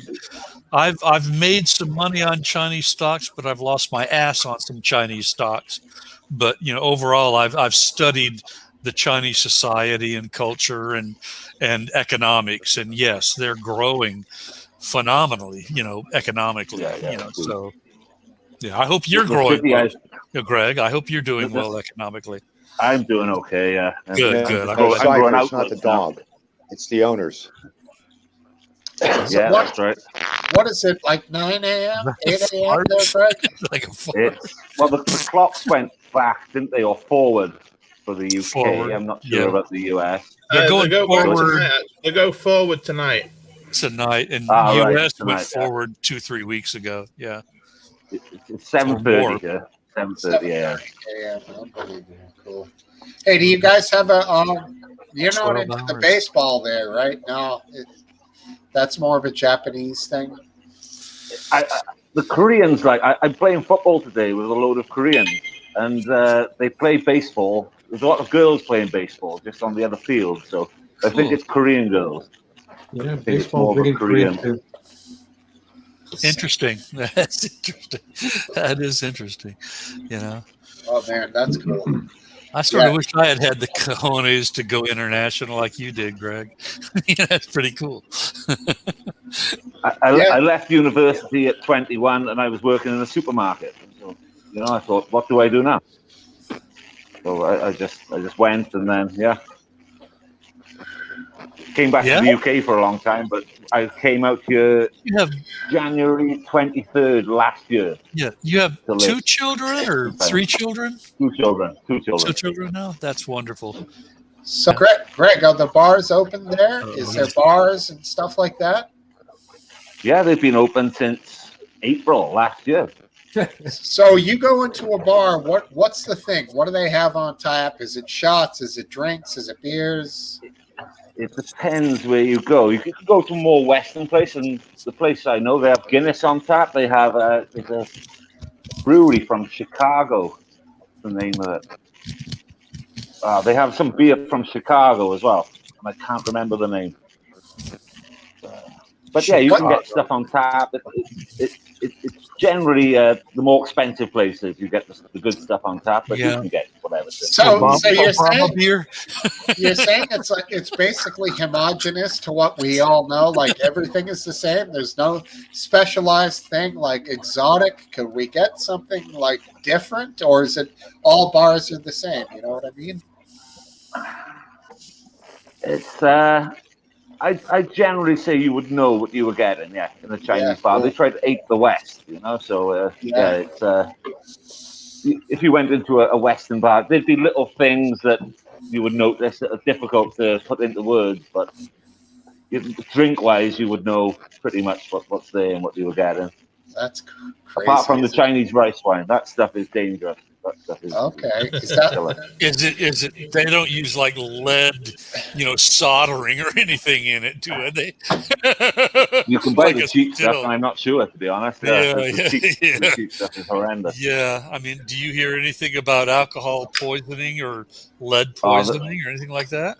I'm not sure about the lead, but the stuff you can get is like 50%. Alcohol, and it's dangerous. Wow. You can feel it in your legs like after you drunk it. Over here. Yeah, we have something called Everclear that's like dangerous. It'll make you sweat. You have a shot of it, and you'll make make you flush and sweat. And I stay clear of it. Yeah, I got a bottle in my fridge. Back at my wedding, I had my wife's uncles. They were bare chested, drinking this wine, sweating. It's they love it. They love it. It's high alcohol content. Yeah. Good man. Yeah. Too. I once thought I was being clever having a shot of absinthe. That were 80%. Yeah, that's dangerous. And I was very ill. Buy that. You could get that in university. They'd mark your hand so you couldn't have more than one. Oh yeah, I had one thinking. There it is. Steve's the man. Danger, Will Robinson. Danger. You should probably take a big swig of that. 190 it's pure proof. grain alcohol. It's literally just alcohol. It's almost all alcohol. It'll run your car. I bet it would. I was given some moonshine recently by an American, and that stuff is dangerous too. Yes, it is. You don't know what you're getting. It's almost like what's that nasty drug that comes from China that's mixed in, too many times with the heroin.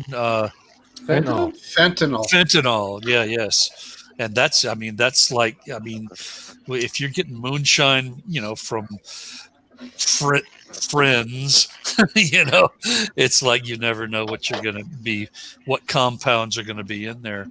And apparently there's that fentanyl danger is present in the street level, on the street drug level. Even if you make it yourself, if you distill it yourself, I think there's ethanol, which is the normal alcohol, but the first bit is very dangerous. I think it's got something in it that's not good for you. The first bit is methanol. That's right. Yeah. Then you get to ethanol, and that's right. If you drink the methanol, you can go blind.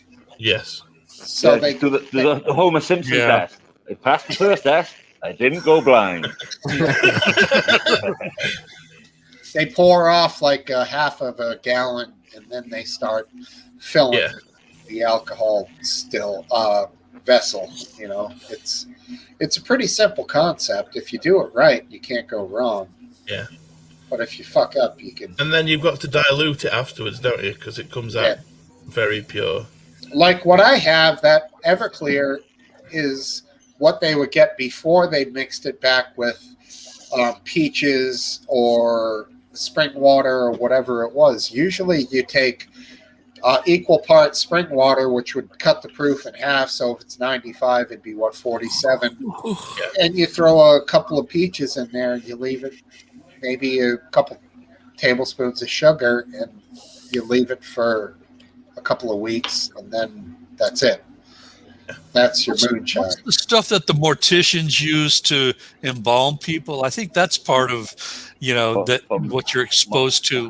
Formaldehyde. Yeah, isn't that somewhere in the alcohol processes? I think. I sure hope not. Yeah, I hope not too. But that's usually produced by a reaction, or it can be produced. I'm not sure. Yeah, I don't remember. I'm going to look it up. Yeah. See you, McGrandy. Later, dude. Hey, Last Dance. I was before I came on here. I heard you talking about you being a vegan, and that's crazy. All those years. So I'm curious about a couple of things. Actually, my wife was, so she wanted me to ask you. Cheese. Did you ever find a cheese that you liked? Yeah. What kind did you get? There's one called Via Life that I really enjoy. Yeah, I tried that one. Are you vegan too, Aphid? No, but because my son has this condition, we couldn't have we just got dairy back, which I'm so stoked. Oh, I see. It's a dairy thing. But it was dairy at one point. It was wheat, dairy, egg, corn, soy. Yummy. Oh man, rice. There's seven things. But it was down to dairy, egg, rice, and corn this last time. So we've been like that for a long time. But so we couldn't have dairy, so we couldn't have any cheese. And their cheese is just horrible. Like it all has a medicine-y taste to it. And the milks, because you chose to do this, so it probably was easier for you to. It was. This was like, really? Because it's not like we're going to be those dickhead. I mean, I'm not judging people if they chose this route, but we weren't going to choose to eat the stuff that he couldn't have, So basically, we all were going on that diet, Yeah, but you're concerned with milk. We only have almond milk here. If we tried the almond milk, didn't like it. We're back to 2% now, though. Boy, it's nice to have a glass of chocolate milk. Half and half. 1%. 1%. Oh, 1%. Whoa, okay. Did you ever try Rice Stream? Rice Stream's all right. I like the unsweetened vanilla almond milk, which should be called almond juice because it's not fucking milk at all. Yeah. You don't think they milk the almond? I mean, it's dehydrated almond powder that they mix with water, and it creates the cloudiness. But I could deal with the taste of all of those. But when you're cooking with any of them, have you ever tried cooking with them, Smokesteve? Because you probably got milk. I can make pancakes pretty good with the almond milk. Really, and you don't think that they taste like that almond milk? No, because I use whole wheat flour for one thing in my pancakes, and there's 7 ingredients in decent pancakes. It's not a complicated recipe. No. Flour, milk, oil, baking powder, salt, sugar. I think that's it. I might have missed one. What about biscuits and sausage gravy? Have you ever tried to use any of those milks to make like a? I'm on the health train, bro. It's coming. Well, any kind of gravy. This whole quarantine thing, I've gotten fat as fuck. I need to lose some weight. No biscuits and gravy. But if you had to use, what I'm saying is using it to cook like a gravy or something like that. Yeah. It's tough with them. You do know, guys. Do you know when you get normal milk and you use, say, the half fat and the semi-skimmed and the skimmed milk? All you're doing is concentrating the milk sugars. Lactose. Yes.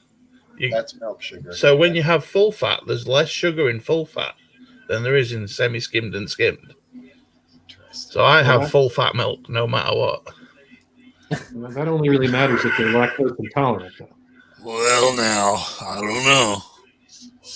I haven't had whole milk in probably 20 I may be lactose intolerant because I do have severely bad stomach cramps every time I have milk and yogurt and whatnot. Yeah, dude, switch over to the almond juice. I want my milk. Damn it! I'll have double cream before I switch to crappy.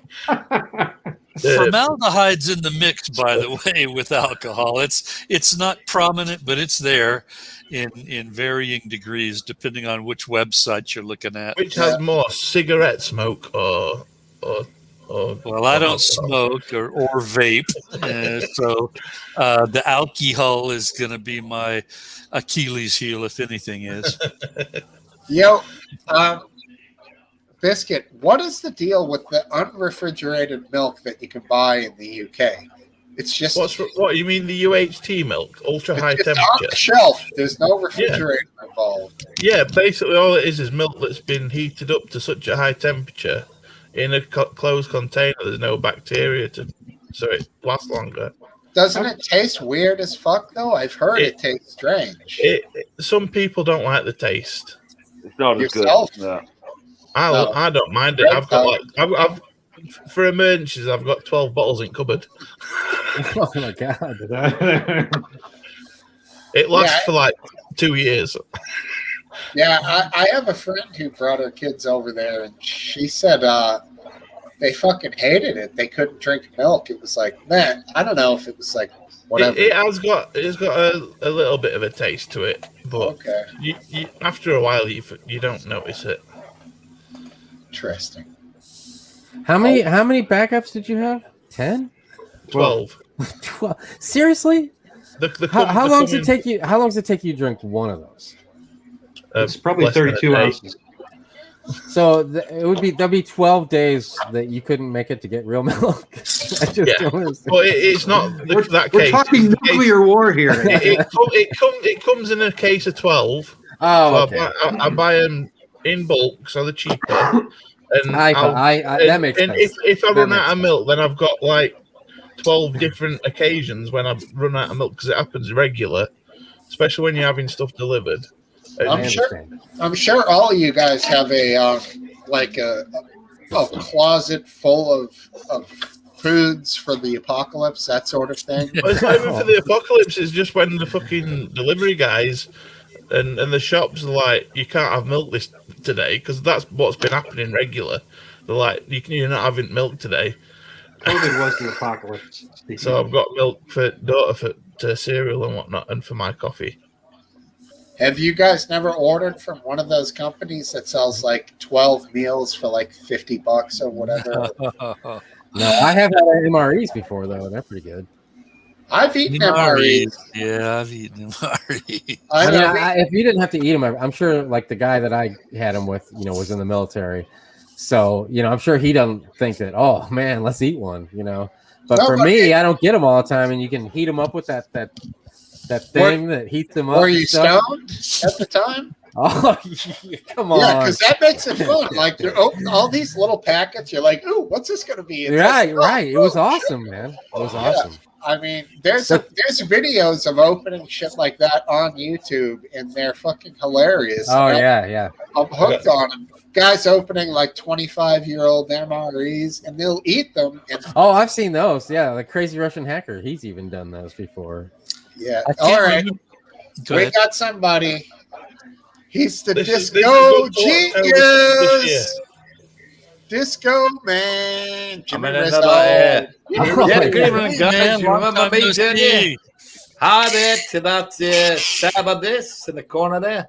Yeah. By the way, a serious note, right? Because I'm in my own StreamYard thing, and somebody give me the link to come here, right? What do you think about the British government, the protests and things that are going on in England now? It absolutely is disgusting. And by the way, our Prime Minister wants to bring out a passport for people to go into pubs who's had the COVID jab. I mean, come on, will you? Under the pub? You know what I mean? That's not entirely true, is it, Jimmy? Well, it is a little bit. I know a little bit more about politics than you, sir. Oh! And I have been following. Actually, Jimmy, if you actually read what he said that he's giving the power up to the land to the owners of the pubs to say if you don't want people that haven't had the vaccines come in, it's up to you. Listen. You don't see he's not making it mandatory. He's saying it's up to you. Listen. You don't see the thing, right? Our Prime Minister put the passport idea about going in the pubs in the minds of the British public. It's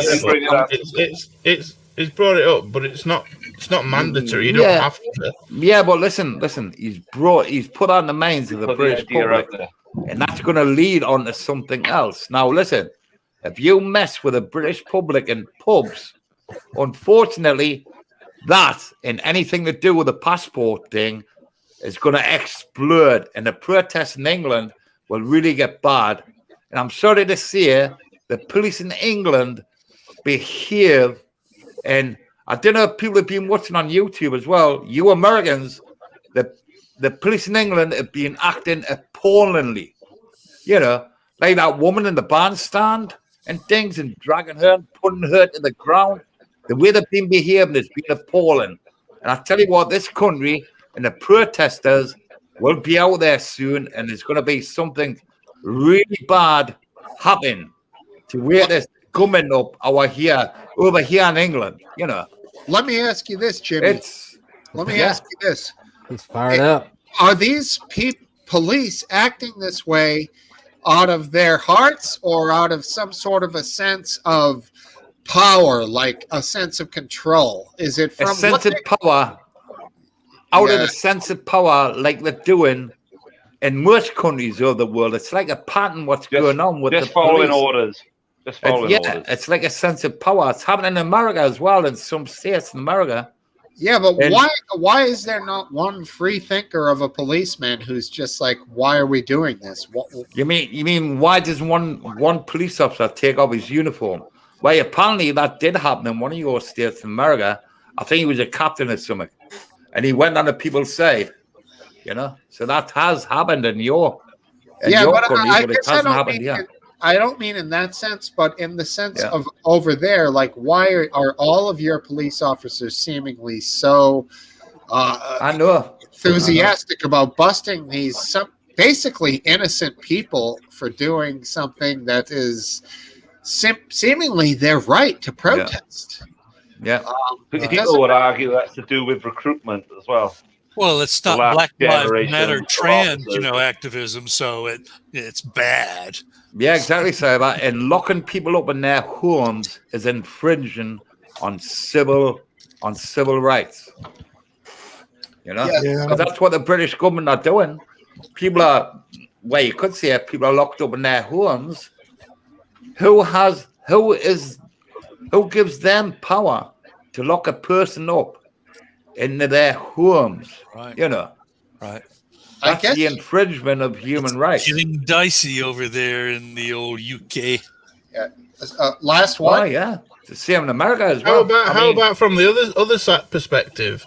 Who gives someone the right to go around spreading disease and killing people? How do you know that's what's exactly? happening? I believe in COVID. Oh, Lord. Hey guys, I gotta go. I believe in COVID, and I do believe in that happening. But Nice talking to you. Thanks for having me, Steve. Take care. Speak to you later, last dance. Yeah, Mr. Maybe I can answer that question. How many people die of influenza each year in this country? And how many people have been dying of COVID, and yet the government want us to cheer pub fight outside of our doors every Thursday and cheer, clap for the NHS? How many people die of influenza? You know what I mean? I was locked down for 2 weeks, and I never killed anyone. I've been out every day. I haven't killed a soul. Yeah, well, some people didn't give it. I'm not trying to put an agenda out there, you know. Yeah. Well, listen, this country is going by the wayside. All I'm trying to do, Jimmy, is say, look at both sides before making I don't look at both sides. I know what's going on in my country. I live in your country, Jimmy. Yeah, I know you are. The people will rise soon. The people will rise. I feel sorry for Americans at the moment because you got a president who can't remember what he said 5 seconds ago. You know, I mean, who wants this guy as a president? Okay, I love Americans, but I don't believe in the president what you've got now. I don't believe he's a fit guy. I don't believe he's a leader, and he should never become the United States president. I believe the girl who's below him, the one who's second in charge, who could become her. She's a strong leader. She's a thoughtful woman, and she cares about the people. She should be the president of the United States, a lady. But she didn't win. I would think that most people in America do a would better job than what he will. She'll do a better job than what he but the problem is doing at the moment. The problem is only 10% of the population of this country. He can't remember what he said 5 seconds earlier on. You know, I think Biden's doing a fantastic job, to be fair. Well, don't be. Well, I don't. I think he's an idiot. I think he's too old for the job. And I think he's got some sort of disease. He's not perfect, but he's doing, in my opinion, he's doing a better job than Trump. I think he's got early Alzheimer's. That's what I think. Well, how ridiculous was it when he said he was going to run again in 4 years? He'd be 83. Yeah, he's just trying to show his strength. You know, Donald Trump. I'm a supporter of Donald Trump, mate, because you people in America can't see the good what he done. You only see the bad when everybody charged against that building in America, you know. You only see that bad thing, and that's the thing you're going to remember, unfortunately, about Donald Trump. But he actually did do some I don't particularly fantastic things in your country. All right, go ahead, Jimmy, name him. Roll, Jimmy, roll. There hasn't been a good leader since Donald Trump. There hasn't been a good leader since Donald Trump since the 1980s. Trump was better than the alternative to me. And by the way, I'm a big supporter of Ronald Reagan. I thought he was a brilliant president of the United States. I thought Margaret Thatcher was brilliant, and Gorbachev was a brilliant man as well. That's what I think. Reagan. I liked Reagan. He's anyway, it's hi. Cheers, everyone. Cuckoo. It is. Hi. Remember, it's not your show tonight, Jimmy. You're a guest. I'm sorry. What I know when you have your own show, you get to rant, but you know, keep it. I'm actually live on my own show now. Oh no! Really? Yeah. Oh well, then ran away. We'll call the shot, or Steve will call the shot when he sees it's necessary. I mean, and same majority of the people are here are all about the same age as me. I mean, the guy in the middle there, Mr. Seb, I know he's a little bit older than me. I mean, I'm 58. I've seen lots of presidents, prime ministers come and go. I have a decade. I do believe in England now what's going on. This is like the worst thing that's happened since World War II. I believe. Well, Jimmy, you're only 58. There's no opposition. There's no opposition in the government. The Labour Party is shit. Yeah, exactly, Greg. Exactly. Shit. Greg, can you look at anybody in our country in Parliament now or in the Labour Party who is a strong leader? I can't see anybody. Not one person. But no, there's no opposition. No opposition. Labour want more lockdown. The opposition want more lockdown. It's lockdown or more lockdown. Come on, Meeps. Join up. Meeps Cup Music and Cover Songs. Well, the Tory backbenchers aren't agreeing with Boris on that passport to go into pubs. They're not agreeing with that. And if they do, there's going to be protests all over England about that. I did see a few questions Hancock was asked the other day. Yeah. It was quite interesting. Jimmy, so wow, you're only 58. That's okay. And also, I wanted to ask you, what makes you follow that line of thought regarding Biden and Trump? Do you align with more of the conservative side, or do you actually like particular things about Trump? I think you don't really know what Biden and what his main goal was in the United States. Excuse me. You know, did you know that President Trump said to J.F. Kennedy's son when he went in power, I will sort things out to what happened. And he promised his son that he would sort things out. Do you people know that? Yeah, he found Ted Cruz's dad, I believe. He figured the whole thing out. Yep. And did you know, I'm not going to go into any conspiracy theories, right? But J. Trump, that's my friend there, he's actually in my shirt over there, but he's came over here. I'm glad he found us. Well, that was Fat Cracks. He gave me the link. Good morning or evening or whatever time zone you're in. Us in the U.S. are all in the evening drinking time. Guy in the middle is in the morning drinking time. Morning drinking time, yeah. Yeah, I'm All right. well, if it's the USA or Canada, it's like somewhere in the afternoon. I get that. Late afternoon, evening, brother. We're at the twilight here. I know. Getting wasted. Where are you, Meep? I'm in Plymouth, which is southwest England, but I was born in Birkenhead, which is close to Liverpool. Nice, dude.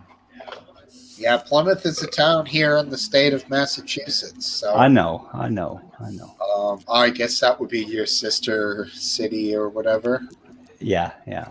And that has the famous thing where the Pilgrims landed. What is it called? Plymouth Rock. Boom. Yeah. Well, let me tell you, that fucking thing is tiny. It's like as small as a small desk. It's a pathetic little rock. It's not this beautiful, glorious boulder. It's tiny, dude. It's not like the big, massive things in the middle of the desert, is there? No. I can tell you from a personal residence, it's gorgeous, but it's underreported. Interesting. Very nice. Right, who's the echo coming from, I wonder? I've muted the YouTube stream. Yeah. I'm gonna let me see it's me. I don't think it'll be me because I know how to stop echoes and things like that. Jesus. Yeah, it's not me. It's not me. Is that double turntables there for Jimmy? Yeah, it's just a new Mark. It's a new Mark controller. Damn. Well, you can see he's got the outfit on. You don't think that he can spin the wax? I mean, come on. I mean, jeez. Yeah, it wasn't. But if you use anything nowadays, it's not like the days of Paul's Boutique. You know, you can't sample anything anymore. Like no. Oh, you're the last of its kind. Yeah, exactly. They used like Led Zeppelin straight up beats for Paul's Boutique. The Beastie Boys, of course. And you cannot use shit like that anymore, man. Unbelievable. Yeah, it's me there. A lot of them did back in the day. There was a lot of old sampled songs. I apologize. I'm texting my baby. Oh, you got a lady? She's my baby again. It's my ex-wife. She's my baby again. Oh, right. I have fallen back in love with my baby. That's why you're growing out the glorious locks, because you have a woman now. That's right. I have a life again. That's funny. Okay, love. I see you then. Have a good night. Is she watching? Debbie Downer, but I think life without she's hard. It's hard. I'm sorry. What, babe? I would just say, in life without women is so much better right now. Yeah. Can't live with them. Can't live without them. Without. That's a fact. All right, in case I don't come back. I'm enjoying the freedom, you guys. Okay. For about a year. All right, Aphid. Or as Norm said from Cheers, women can't live with them. Pass the beer nuts. Well, I've been single since 1997, so I'm like institutionalized within my own solace. That's all I can say. Wait a second. Hold on. Oh, that's my friend Vanguard. Yeah. Oh, it's Kev. That really is a live person. Hey, man. Wow, cool. It almost looked like a GIF at first, or GIF or GIF. He looks like the God of Thunder. He does. Yeah, it's a friend of mine, by the way. He's called Vanguard. He's called Kevin. He's a good person. He's not somebody who's going to come on and get their dick out, if you know what I mean. He's a sensible person. So you ain't going to be scared that he's going to stand up all of a sudden and whip it out. You know what I mean? Yeah, we don't tolerate that right here. Yeah. I'm the only one who does that around, yeah. I can go to him about my... No, you're not, Jimmy. No, you're not. Yeah, come on, me. I know your secret. No, it is. I can go to him about my Vanguard stocks. What do you think? Biotech Vanguard? What are you thinking? What's hot? What's that? Nothing. Oh, never mind. Biotech. What do I think's hot? I keep going to the Chinese. Go ahead, Vanguard. I'm sorry. Russian money, Chinese money, and America's got his fucking skirt up his fucking head, and you're all getting butt fucked. So, Vanguard, that's a bit strong. Come on. I know. But anyway, no, what's up? I'm Dev. How are you doing? Let me get these notes. Getting It's fucked good. up. It's good. Biotech. No, we're good, man. Where are you at? You in the UK? Yeah, mate. I'm from the northeast of England, but I'm Scottish by birth. Cool. I hear Proper, the Scottish. proper Viking Scots man. You know what I mean? Oh, Yeah, I'm not a Scot. I'm English. So the Vikings invaded. Yeah. Fuck the Welsh. Fuck the Welsh and fuck the Scots. That's what I Easy say. now. Easy now there, Jimmy. Easy now. I'm English. staying out of that one, like in between cross, like four nations. Yeah, well, he's in the middle of England, isn't he? He gets away with everything. 15 minutes. Back in about 15 minutes. I'm gone. All right, buddy. Take care. Cool. So enjoy the rugby, gentlemen. Rugby? The what? I'm just asking the gentlemen if they enjoyed the rugby. Wales won the Six Nations this year. Just thought I'd squeeze that in. Here's one where you, Greg, right? Here's one where you host, right?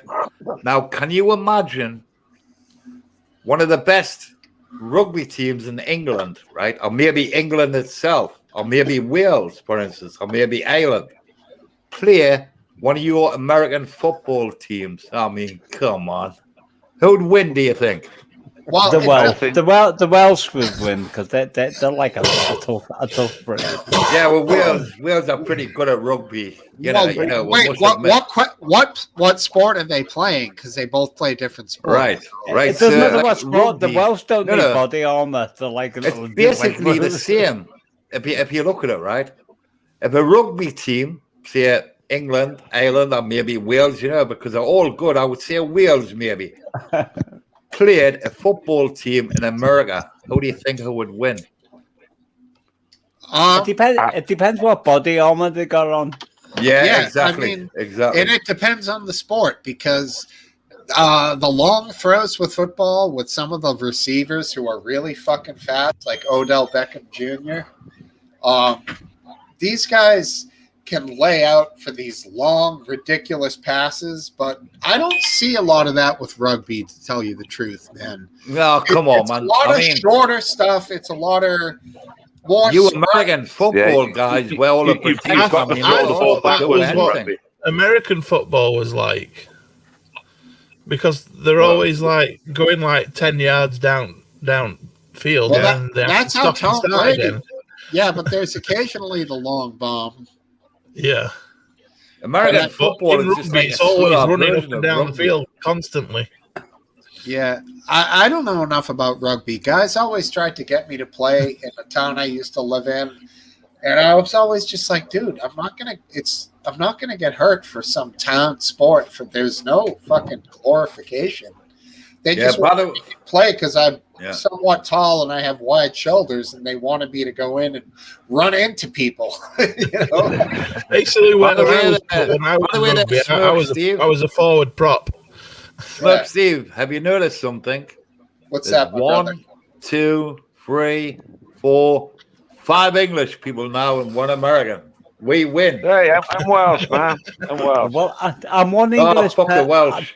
I'm one English person that doesn't actually like sport, but I understand what Steve is saying because there's no. I'm actually Scottish. Don't forget.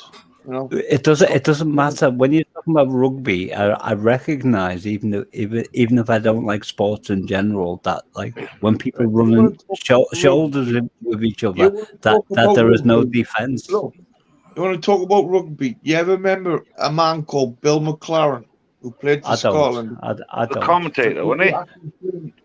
Who trained England? Bill McLaren. He was my PE teacher, man. There you go. Is he not a commentator?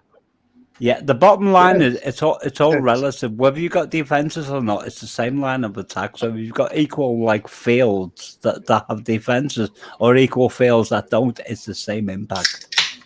But what I've noticed with rugby as opposed to football, for all the 420 guys out there, I'm having a bit of a small one binner. I'm having a wood skinner. Is that a little tiny bud? Yeah, that's all I've got left, mate. The only differential in the equation is the velocity, according to whether you've got like protective clothing on or not. Well, see what he's going to say anyway. The only thing he can. See what's going to say. The only thing he can say in anyway in rugby there. See, we're waiting for the answer. I was just going to say. They say that US football has more injuries because of the protection, because of the helmets. How did that happen? How does that happen? How does that happen? Well, because they don't feel the impact as much, and the brain still shakes around. There's been studies, definitely. Because of the helmet, there's been more brain injuries. I know, Greg. Because they don't really care. They go in head first. Whereas rugby, you learn to position your head when you tackle. Yeah, exactly. All right, Greg. The rugby guys, when they run, they do one on top, one under the ball, right in the bread basket, as we would call it, and they are conservative. It seems like with their cuts and their weaves. Like you actually aim for the lower half of the body when you tackle, right? And in American football, because of the pads, if they just run head first into each other. Well, there's anywhere in the body. If a receiver catches the ball, you can't hit him in the head. But if a guy's running down the field with the ball, you can fucking spike him in the head with your helmet. Well, that's basically the same between rugby league and rugby union. And that's what I would like to see an American football team play an English rugby team. So I think it would be really interesting. I'm surprised that hasn't happened yet. Yeah, I mean, have you guys, when they play in the UK, do you guys watch it? Is it on TV over there? I think. No, I don't watch. I've never been interested in rugby. I've never been interested in American football because to me, I've never understood it. Because American football to me is a slow version of our English rugby. Yeah, I'm a Formula One guy, motorsport all the way. Me too, Vanguard. Me too. I'm in a proper MotoGP and Formula One all the way. Same as you I used guys to follow the NFL when I was a kid. In America, it's called soccer. I'm in the football, soccer. Yeah. Now, who was the? Do you remember the movie? I think it was either Snatch or Lock, Stock, and Two Smoking Barrels. Oh, Vinnie Jones. Yeah, he used to play by Wimbledon. Yeah, he used to play by Wimbledon. So what? He was some footballer. Him. Yeah. He was that picture of him grabbing Gaz's ball. He was great. Yeah, exactly. He was a bit of a bastard there, Steve. When he played football, a lot of players were actually scared of him. But yeah, he's a good footballer. He was also in a movie where he played football in prison, didn't he? He was never I've seen that movie as well. I've seen that movie. He was never. Vinnie Jones was a lunatic. He just take people's legs down. He was called the chopper. Yeah, exactly, Kev. Exactly. He played for Wales. He captained Wales, Vinnie Jones. His grandmother's Welsh, so he couldn't get in the England team, so he captained Wales on one occasion. I like Vinnie Jones because he's real. He's down to earth, and what you get with Vinnie Jones is what you see. Simple as that. Bam. Yeah, he's a normal guy. I'd love to see that guy in a fist fight. He looked like he could throw it. Oh yeah. He's too old now. He's too old. Now, yeah, but that scene, Jesus Christ, the weed's getting to me. So what was it, Snatch or Lock, Stock, and Two Smoking Barrels? Which is the one where the guys try to rob him and they have the gun that says Lock, Stock. That's Lock, Stock. Yeah. Lock, Stock. That's Yeah. Lock, Stock. Oh, that was a great movie. That replica. He says, seeing how yours says replica on the side. And he had the Desert Eagle, didn't he? Desert Eagle .50. Yeah, that is a great scene. It might be Snatch, actually. I think that was Snatch. No, that's Lock, Stock, that one. Are you sure? Yeah. No, it's the black fellas. No, it's with the black fellas pointing the gun at them. Yeah, the black fellas, yeah. And it's that Is that Snatch? Is he all right? I might be confusing it all. I'm not sure, but I know both of the films. I think Lock, Stock came afterwards, but I think it was the original Guy Ritchie film was Snatch. Yeah, you could be right. Yeah, you might be, because one of them had Brad Pitt and the other one didn't. That's the separator. Snatch had Brad Pitt. What I love in one of those films is like the Russian who was like got hit by the car, like who had the bag over his head, like he got like run over by a car a million times. Boris. Boris, wasn't it? Boris, that's it, Boris. I'm sorry to remember his name. So, And then can I ask what was it? The stand gun or whatever? Can I ask who our host is? Who this good smoking American we're talking to? Me? Yeah, he's called Steve. That's me, man. I think it's Steve Trigger. Is that the same person? No, well, the guy who runs Trigger Warning. Steve. So, what choice delicacies are you smoking tonight? Because you've got a lot more access than we have. So. Oh yeah, it's legal here. It's legal. Yeah, no.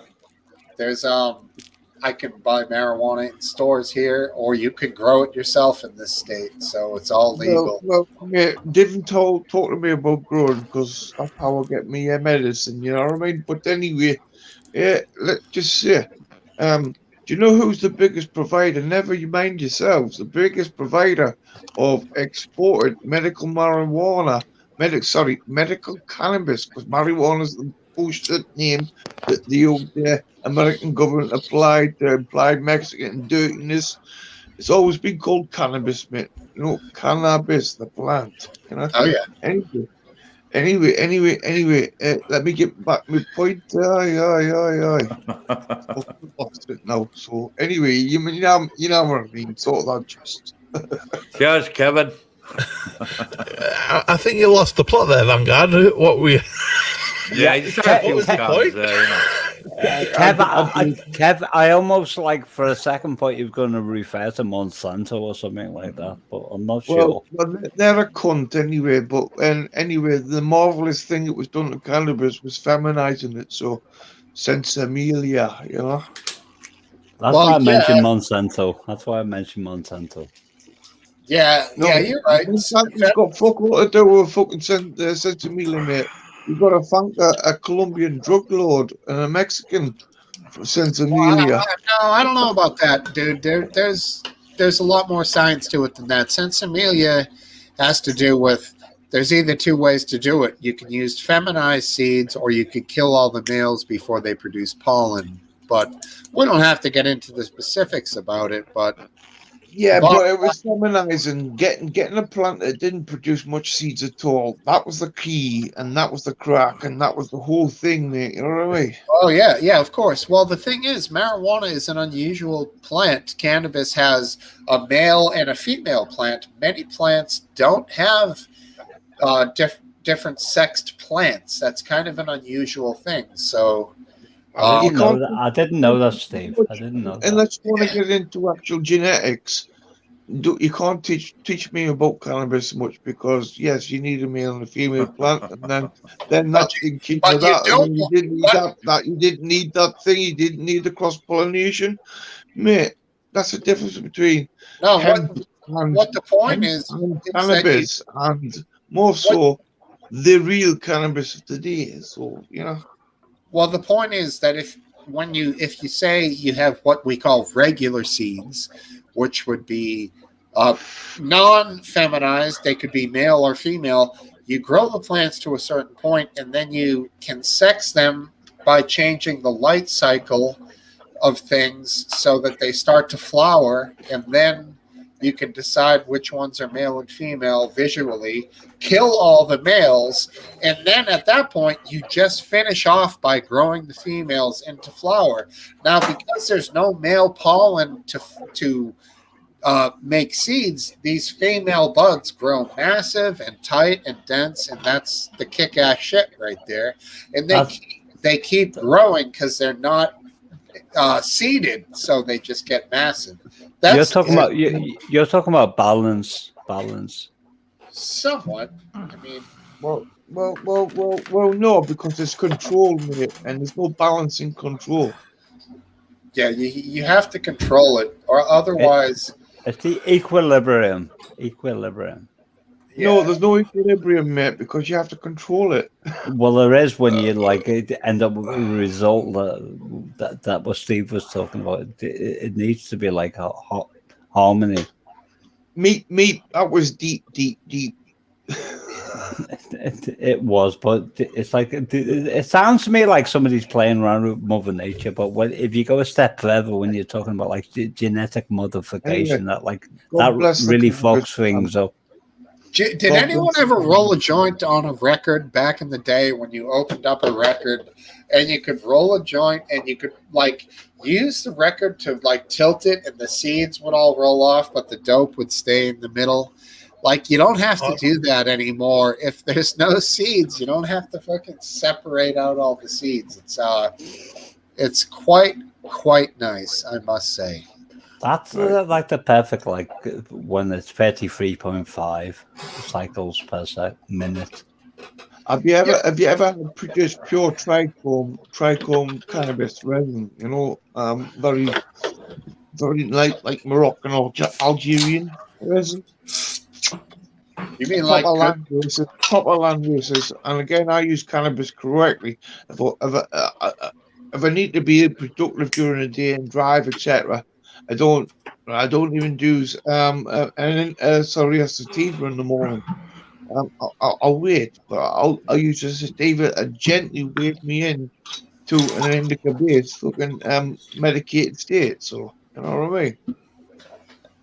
And hybrids included in that, because the genetics and the availability of the super weeds now available is just as medicine used correctly, no problem at all. Marijuana has a lot of medicinal purposes. It's not called marijuana, Jamie. Whatever it's called, you know what I mean? It's got a lot of medicinal purposes. I think the cannabis in the UK is far too strong. It's not. Yeah, that's because it comes from Europe, doesn't it? It's and because, Europe. Europe is attached to some other foreign countries as well. So they've only got a river in between like Europe and fucking Israel. You know what I mean? It's not far to go. Well, everyone's growing their own in the UK. The whole reason why I can't handle the cannabis in the UK, it's just too strong. I mean, if you think of the mass of Europe and think of like England, I mean, it's a big fucking place. But also Holland is near. I mean, Holland is a capital. And you know where else is you know where is a sleeper for really good dope is Spain. Spain has phenomenal cannabis, man. I'm not heard that, man, but I can't believe that. You know why? I can't believe that, Steve, because of the weather conditions in Spain. Yeah, it's legal, and trust me, the seeds from Spain. Can I have the floor for a second, guys? Can I have the floor for a second? Right, for the person right above in the middle, maybe.com, mate, I get you. When you buy off the street, you're doing something called potluck, right? You don't know what you're smoking. You don't know if you're smoking sativa or an indica or a hybrid or a super strength, mate. You don't know. So if you correctly use it and grow your own for the correct purposes, mate, there's nothing wrong with that medicine at all. Just don't go for what's called potluck. Potluck. Anyway, if you've noticed I hadn't come into this sort of debate about cannabis and things like this because I like a beer. That's what I was going to say, Jimmy, because I don't use cannabis, but I'm more alcohol. I like them both. But I've got loads of friends who smoke it and all this recreation and stuff like that, you know what I mean? But I love me beer. I'm not into all that, you know what I mean? Your brother's been smoking about 40 years. My brother has a bong when he wakes up in the morning. So I know what you guys are talking about, you know? Yeah, my medicine is whiskey. My question is, why do I need whiskey? Why do people need cannabis? Well, why not? Because it gives you an illusion about forgetting about the real world which we're in. No. You don't need it. I can say to you, I get lost in what you're doing. I would posit that the right cannabis can be used. Pharmaceutical industry. Why do you need a pharmaceutical industry? Because you need your opium. You need to get your opioids, mate. It's used generally in everything. So we are an electrical, mechanical computer. The pharmaceutical industry is riddled with crime, disorder, and people grabbing money. That's all what the pharmaceutical companies are about. I've got to apologise to the host if I've come across a bit too strong. I mean, Steve, right? Here's the thing about pharmaceutical companies, right?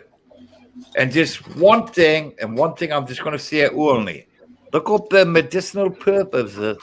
Look up the medicinal purposes of a dandelion. Yes. And look at what a dandelion can do, right? Yes, and then I already know this.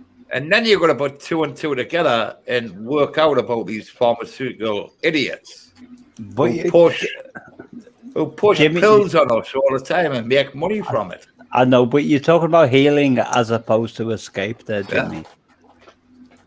Talking about what I mean, mate. What do you think mate GP used to prescribe me all the time. Shit, what was it again? Something that affects your liver, right? Curcumin. That's it. And it's got codeine in it. Now, he knew at the time, I'm not now, I was an alcoholic, right? And he used to push codeine on me, and that affects your liver, you know? Yeah, well, all pharmaceutical medicine is like liver toxic. That's the bottom line. Where did the middle guy in the middle country go to from England? The fat guy. Well, look, fuck that, fuck this, fuck that. Just take the profit out of everything, you know what I mean? Just take the profit out of everything. Let's look as a fucking species that wants to survive. Yeah, well, Kevin, you bang on the nail there when you say take the profit out of everything, because it will lead to truth. Kevin, that can't happen, you know, because people need to make money. Governments need to make money. And this is why we've got all these pharmaceutical people out there who push pills down people's throats. But then people don't need them. Oh, yeah. They fuck a lot of people up, pharmaceutical companies and GPs, doctors, and all this. Yeah. Mate, I've been on tramadol, morphine, and fucking diazepam, and that's pretty strong medication, isn't it? Tramadol, yes, I mean, mate, come on. But I'm on the cannabis oil now, mate, and I only have to take morphine, tramadol, just occasionally. So I mean, tramadol, I took that and knocked me out. You know what I mean? You know, this is what pharmaceutical companies do, and I'm glad to hear that you're on the CBD oil, whatever you call that. No, I think it's CBD. Full spectrum cannabis oil. Wait, you've got to say that you're on that. You've got to say that you're on some sort of medical sort of, you know, what's doing you good. By the way there, Steve, the person who was in the room just now, Fat Crack, he's the person that gave me the link to come to the show. He's a good guy. Fat Crack gave me the link as well. And he lives in Wales, actually. And by the way there, Steve, I want to tell you something about Fat Crack. Yes. Fat Crack was he led a sheltered life. He was brought up by his mummy, and that was the guy who took out the room. And by the way, I'm being sort of sarcastic because I want him to come up on the stream. Is it which him we engaging now, Jimmy? I'm trying to engage with Fat Crack conversations, so he'll come up on the stream.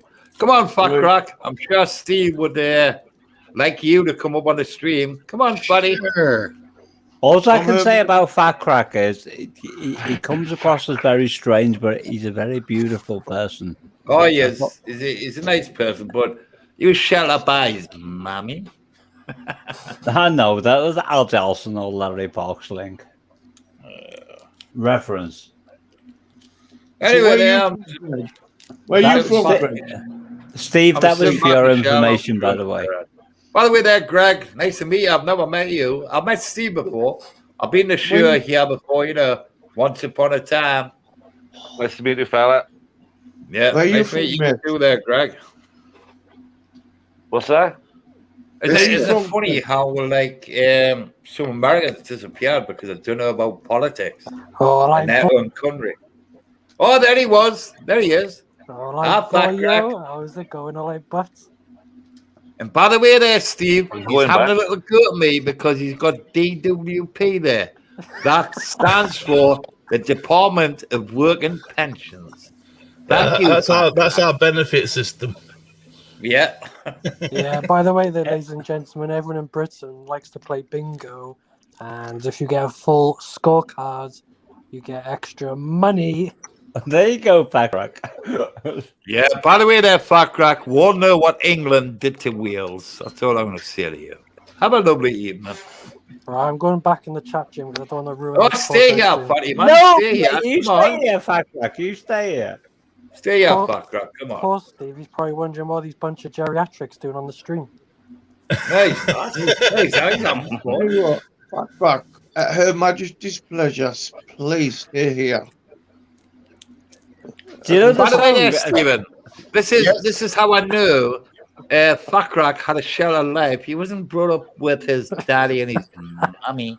He's brought up with his mummy. And this is why he's like a shy individual. He just like to stay at places very long. So, Packrack, please stay here and he's have a not lovely shy. conversation. Jimmy, he's not shy. Yeah. He's reserved. I know that. I'm only playing with him. Yeah. But Packrack, have a nice conversation with the host. He's called Stephen. He lives in America. So come on now. Join in, Packrack. Where does the name Packrack come from? Yeah. Where does the name come from? Packrack, they're going to give you a hard time here. They're going to give you a hard time. Yeah, I'm being cornered here. What's going on? Yeah, Packrack, where did the name actually come from? Yeah, by the way, ladies and gentlemen, I'm called Packrack because I shop at Giacomo because I wear 6XL. And I struggle to buy trousers because I'm a waist 55. Yeah, I can quite believe that. I got you beat there, Packrack. Well, you can do something about that.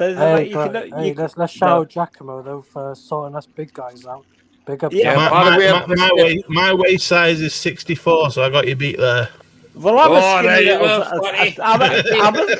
a skinny little twat, but fat crack. You can always do something on your diet, but you can always do something about your heart condition. Being skinny is for stupid people. If you're fat, we're gonna win. All right, well, I'm stupid then, but whether I'm stupid or not, you can always do something about your diet. That's don't what I'm forget, saying. guys. Skinny people sink, fat people float. That's the way it is. So. All right. By the way, there, guys. By the way, there, English guys in the chat room. I wanna sort of.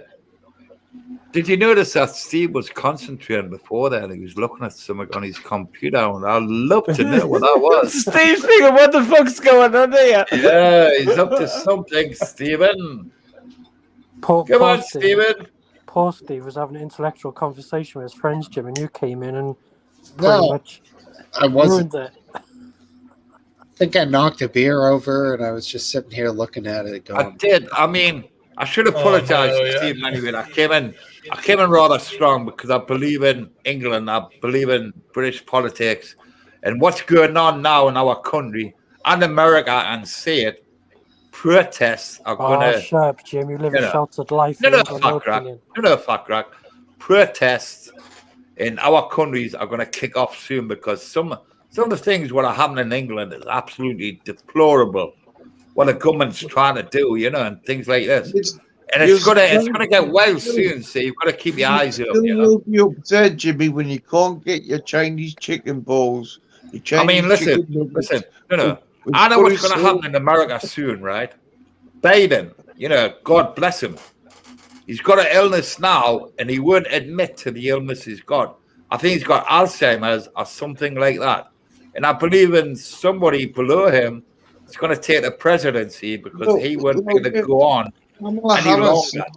Kamala Harris is going to get the position very soon anyway. But I mean, Biden is president in America. Boris Johnson, prime minister in the UK. I mean, Jesus Christ. Look at our what vice. The fuck hell's the world coming up?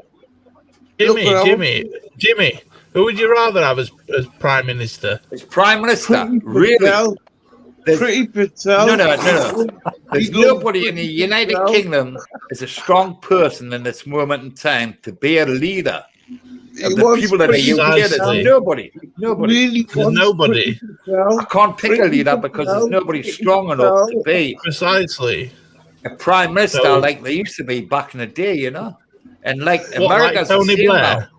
Now. Jimmy, like Tony Blair, Jimmy. No, he's an arsehole. Tony Blair was too involved with the American presidency, and Tony Blair was so far up the American president's ass, you couldn't get his head out of there. Who would you say the last best prime minister was? John Major? No, he's going to say Margaret Thatcher. He's going to say Margaret Thatcher. I didn't say Margaret Thatcher. I said John Major. Listen. In my lifetime, David Lloyd George. I would say in my lifetime, I didn't agree with our policies, anything like that. But in my lifetime, the best people I've seen is President of Russia and England would be Thatcher, Reagan, and Gorbachev.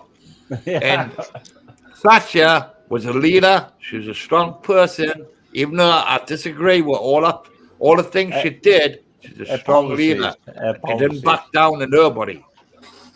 And that's my opinion. No, Jimmy, I agree with you, by the way. I agree. In England, at this precise moment in time, we haven't got a strong leader or anybody to go into the Labour Party and stand up for our country and, be on the side of the people instead of on the side of the people who put you in government, like the Tory Party.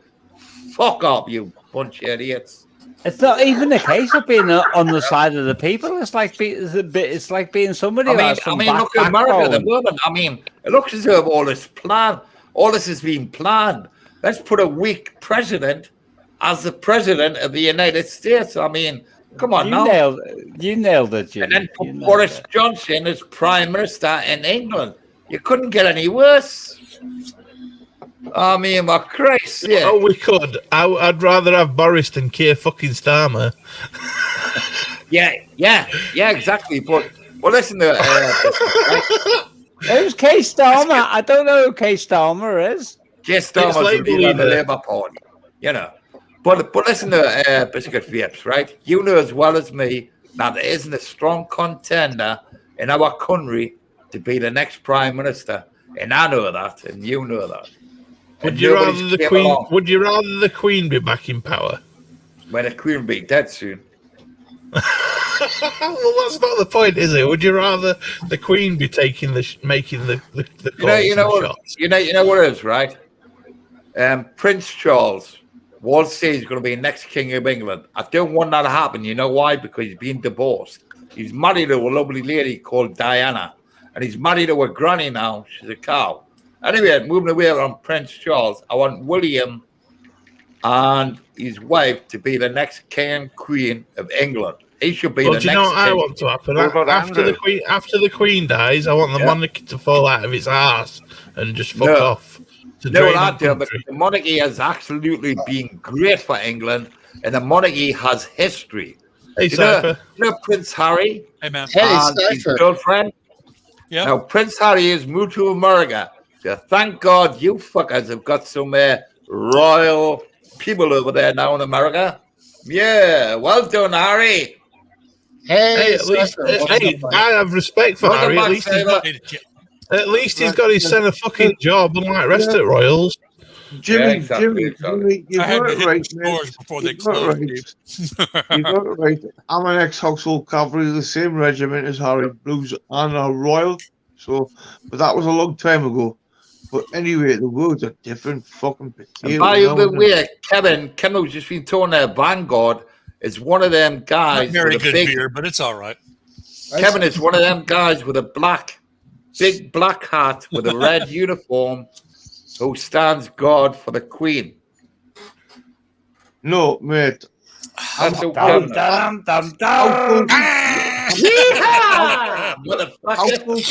mate. Household cavalry. Cavalry. So we rode horses, mate. Household cavalry was a cavalry you see when a Queen has a birthday party and you see those. Why did you go dark? 5 regiments of foot and 2 of horse. So you've got the Blues and Royals and the Lifeguards and the 5 regiments of foot.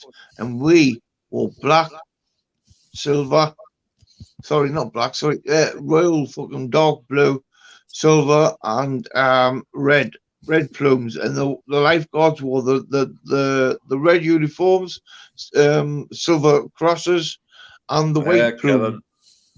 By the way, there, Mr. Safer this. Why do you Why do you always remind me of an American astronaut that grew up? You had mentioned that before. Yeah, I know.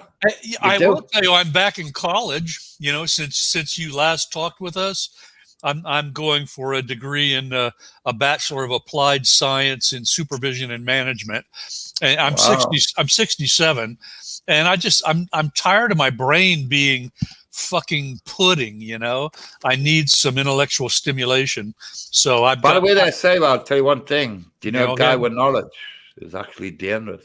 So keep it up with that, son. Yes, keep it up. I'm a real danger to society. I can tell. No, but I'm saying a guy with knowledge is actually a danger. But Cypher, the direction that you're heading in, you look so alive. So I think you're onto a good, much better than I did in the last no, year. He's onto a good thing because when these people are like, I want to live. Maybe you know, he's doing that with us as well. That's where he's come from. He's 67-ish. What I just heard. He's good. Well, he's good on 70 soon. Come on now, let's not say he's But the point is, he's like looking for answers. Yep. Yeah, I'm getting a lot of them. I'm beginning to really level out and get centered. It's very nice. I mean, I just do you know the altfeed.org website? I don't. No. That's the same gentleman who's the basically the principal for triggerwarning.com created altfeed.org, and I've heard of that website. Yeah. But I just did one of my collegial papers and uploaded it over to excuse me again. That's what the beer will do for you. Over to altfeed.org. It's about human resource management. But anyway. Say whether can I ask you a question, right? Sure. With your life's knowledge and the things what you've experienced through life, would you not say that's a better education than what you're going in for now? Because the knowledge you've got now is, it goes without saying. Well, I was a college senior for friggin' 40 years. Yeah. So, there's an atypical development there. I've got this what do they call those things? You're used to using the paddle and smacking people's horses. You know what I mean? That's what's better. No, I mean, come on, man. I wish I was like this guy when I get to that age. What's it called? Friggin' come on, Steve. What's it called? All of your past grades are called your best intentions. Yeah, that's a good one. The record of all your A's, B's, C's, and D's through all of your college, efforts are called. Put them all together. The logical song. The logical song. You ended up in the. But anyway, I have enough college credits to be a friggin' have a the correct level of brotherhood. Vanguard, right. Why did you go dark? You I know that your picture was up there. Your face was. You decided to, I've had a few too medicines. Right. That's pretty good reason. If you want to have a look at me, go and look. I'll wait. No, I had to look at you. If you don't want us to look at you, that's fine. Cypher, I posted my email address in the private chat. Fire at me anything that you want to. Oh, well, cool. That's too cool. I'm interested. Oh, there you are. Yeah, you're 10 years younger than me if that's your birth year. I was born in 1963, a very cold winter. Yeah, I was born in 53. I know. Okay, I'm writing it down. It might be fun to make a new pen pal buddy. By the way, how many enamel paintings of oil and old school Americana and things to do with Kevin, you really do know how to get out the subject. You're in your room right now because I can see you're in one of them what you call man caves there, Mr. Man. Me? That's his living room, by the way, Kevin. Yeah. Down on the floor. Those are cat toys. He's got fucking NASCAR shit up and enamel-plated old school Americana everywhere, reminding them of the virility of a man. That was a song. Who sang the song Americanos? Americanos. Shit, I know that song. Thanks, as Tony well. I B. forgot. That's nice of you. That's very nice of you. That might be fun. I might email you for sure. I know one America and England are best allies. Americana. Who sang Americanos? I know that song as well. Americanos. That was on. It was the movie with Will. Will, is that his name? He went to Hollywood. Whoever it was.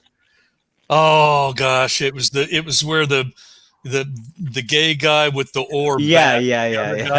Americanos. They were on a. Yeah. It was a scene in a pub, a French pub where they were singing Americanos. He also wrote the song "When Two Tribes Go to War." Frankie Goes to Hollywood, Americana. Yeah. Frankie Goes to Hollywood. Yeah. I was trying to remember, but oh my goodness, I'm getting senile. I mean, I still remember that in the 1980s. That's Frankie Goes to Hollywood. Jesus. I remember the video as well, where the video was Ronald Reagan fighting with Margaret Thatcher and Gorbachev. It was. That was the point. I was like, yeah, I remember that. That was like that was like the flux capacitor within the Matrix, like with everything that either Jimmy or me or like a third party was talking about. Isn't it funny here, right now, when I bring this point up? Isn't it funny how time flies when you're using something, when you're using data with your mobile phone, or if you're on the internet doing a show, maybe watching somebody on YouTube? It's a fucked up equation, Jimmy. It's a fucked up equation. Yeah, no. It's very easily tracked. It's like it's there for all data, all involved in it, and a time just. It's very easily tracked. Very easily tracked. It's the information that is being the narrative of information is being regulated. An amazing phenomenon is at my age, as a senior citizen, being actively and modestly successfully involved in collegiate activities, dozens of students.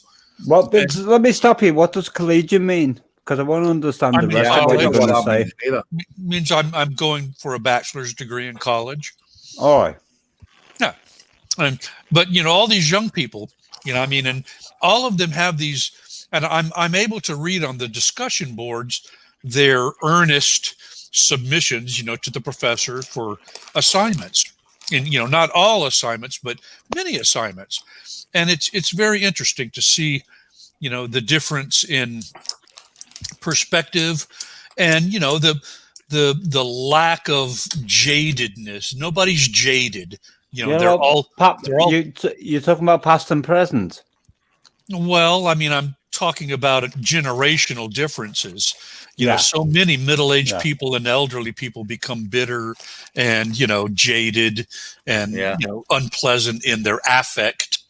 And to see the difference in personality and outlook is very interesting to me. I probably more than any other student, in the courses, read other students' submissions when I can. Sometimes the assignments are direct student to professor, and I can't read those. And I'm not. It's not like I'm stalking anybody, but I'm just, I have extremely active, cranial activity going on up there. And you're interested. Yeah, I'm interested. That's the long and short of it. I'm interested in being alive and living an active life, an intellectual life, and it's nice to. I'm very grateful that I have enough assets to afford the activity. Because the pursuit of this degree that I'm doing is somewhere around $9,000 total. And on Monday, I'm going to do early registration for a new semester, an A and B summer semesters. And I'm going to lay out another roughly $2,500. So, I'm very grateful. I'm very fortunate. I'm very blessed to have that capacity. But I highly recommend it. Any of you that has assets and is just pissed off at life, but has assets and doesn't know what the solutions are, my humble suggestion would be to look for more knowledge, look for more education. I've got to stop you there, Mr. Seva, right? And I want to ask you a serious question, right? Okay. Now, all the knowledge you've had and life's experience, which I've had as well, and many other people in the room, because we're all around about the same age. Maybe you're 10 years older than some of us. Yeah, I'm a senior citizen. So what makes you, like, all the knowledge you know now and all the things you've been through the decades to this very day, what makes you want to be more educated than what you are now, knowing that very soon, I mean, it's inevitable. We'll all die. 20 what years. Makes you want to be, what makes you want to be more educated now, knowing that you could die within there were certain 20 years. There were certain medical maladies that I was suffering from that were what medically could be considered occult. They were unknown to me. They were unknown to doctors. And when they were uncovered, it gave me the allowance to rewrite my life story. So in essence, I have a rewritten life story as an early, I'm a young senior citizen. In other words, you found a solution. I mean, you're not really young there, Seb. I mean, you're 68. I mean, you could die within the next 10 to 15, I hear. Don't make me smack you in the mouth. Jimmy, you are such a negative you Nazi. will live longer, Don't be negative on me, Jimmy. I'm telling you. Stop I'm going to fuck with you now if you keep it up. To be a more educated person at your age, right? Yeah. It's a and pleasure. All the experience. It's pure pleasure. That's why it's pure pleasure. It's more pleasurable than drinking this ice. I mean, the life you've had, Saber, right? I bet you could write a book on every and all the things you've been through. That's what it's been, Jimmy. I've had a miserable, sucky life, and I've overcome it. Yes, I have. Yes, I have. I think you've got a few stories to tell. Yes, he has. I'm going to tell you that I have overcome. But I don't think you need to be more educated at the age of. You need to be more educated at the age of 60. Not me, but at life. Jimmy, just because you've given up. I think you need to relax. You need to chill at the age of 68. He doesn't need to get more educated. Because he doesn't need to know. At the end of the year, where's that extra education? Where's the extra education going to get him? When mental fitness, happiness beyond what I have, Jimmy. Yeah, are you begrudging me happiness? Yeah, but we'll live to die, and I'm not going to die in another year. I'll bet you I live beyond 90 because my family lives to elderly ages. How about your family, Jimmy? The answer, what I would have given to that, what I've just asked you, would have been, is so I can educate the younger people. Well, I'm not you. That would have been a simple answer to give. I don't really care about your answer to your question. That would have been a basic answer. He's keeping his mind working in later years and stopping his mind from rotting. Well, that's why I'm on the internet. Never stop learning. My mind young, and I'm on this media, Facebook, and whatever you call it. All these media platforms. And I like to talk to younger people because it keeps my mind active and it keeps me young, Hopefully I don't get Alzheimer's, anything like that. Touch wood. Well, talking about time is the point is we have to backtrack. We have to backtrack. But the point is, I think it's rather unusual for an educated guy like Saber to get re-educated and learn more things at the age he is. I find that brilliant in a way, but it's just. Cool. I think it's about time you maybe chilled out, had a cigar, put your feet up, and Jimmy, I literally could go to work for a major, nationally publicly traded insurance company right now because I still have active insurance licenses. I mean, if I get a bachelor's degree on top of having owned my own insurance agency for 9 years, I would be highly employable even at age 67. So people like you there, Saber, right? I hold my hat off too. Yeah, I really do. Well, thank you. I know, but Cypher, you talk about 67 and like it in a way that reminds me that you're older and you're still a baby. As I am. I hope so. I hope my baby thinks I'm a baby. Like the things he's saying, he sounds as though he's only 40 years old. I mean, he's fucking. I know. Well, look at the countenance on his face. Yeah, I know. He looks so young, like and he's wearing a Harry. Well, he's wearing a Harry Hansen t-shirt, by the way. He's obviously doing something I'm right. taking advantage of good lighting. Yeah. That's what it is. I know. It's all that vitamin D you get sat in your window, Cypher. Well, vitamin D is very important, but vitamin B12 and also vitamin B17 in relation to nitrilocytes. Right. Don't forget the I've vitamin never D. heard of B17. What's that then? B complex. B17 is what was removed from the food chain. It's related to nitrilocytes. Oh, I've never heard of there you go. It eats cancer alive. Basically, just eat. You learn something new every day. We do. I mean, I only recently thought it only went up to like B12. Yeah. Well, they compartmentalize like everything within the equation, within the energy, within the information field. This baby's coming to an end, guys. I got to do my fatherly thing. Oh, okay. Got to read. Understandable. Steve, it's been a pleasure. It's been a pleasure. I'll be quiet I like now. The show there, Steve. Thanks the energy of the show Steve. is, hyper here at the end. It Thanks, was buddy. fun. A lot of fun. Thank you. Cypher, drop me an email. Okay. And by the way, there, me beep. Don't forget, subscribe to Kev on YouTube. Otherwise, you won't find his show again. And it'll be a shame to lose you, Vanguard, and you, me beep, on. Bye, Jimmy. Okay. Anyways, I subbed to the cabin in another lifetime. That's it. See you later. I think he was using us. Thanks again, Steve. Very nice. See all you guys. Those guys were good. You guys, I might take a break next week. But I will continue up the week after, just so you know. Okay. No worries. Take a vacay. Yeah, but I do appreciate you guys being here. You're always wonderful, and thank you. Thank you, my friends. All right. Take care. Take care, buddies. Bye. Yep. And remove. And that's it.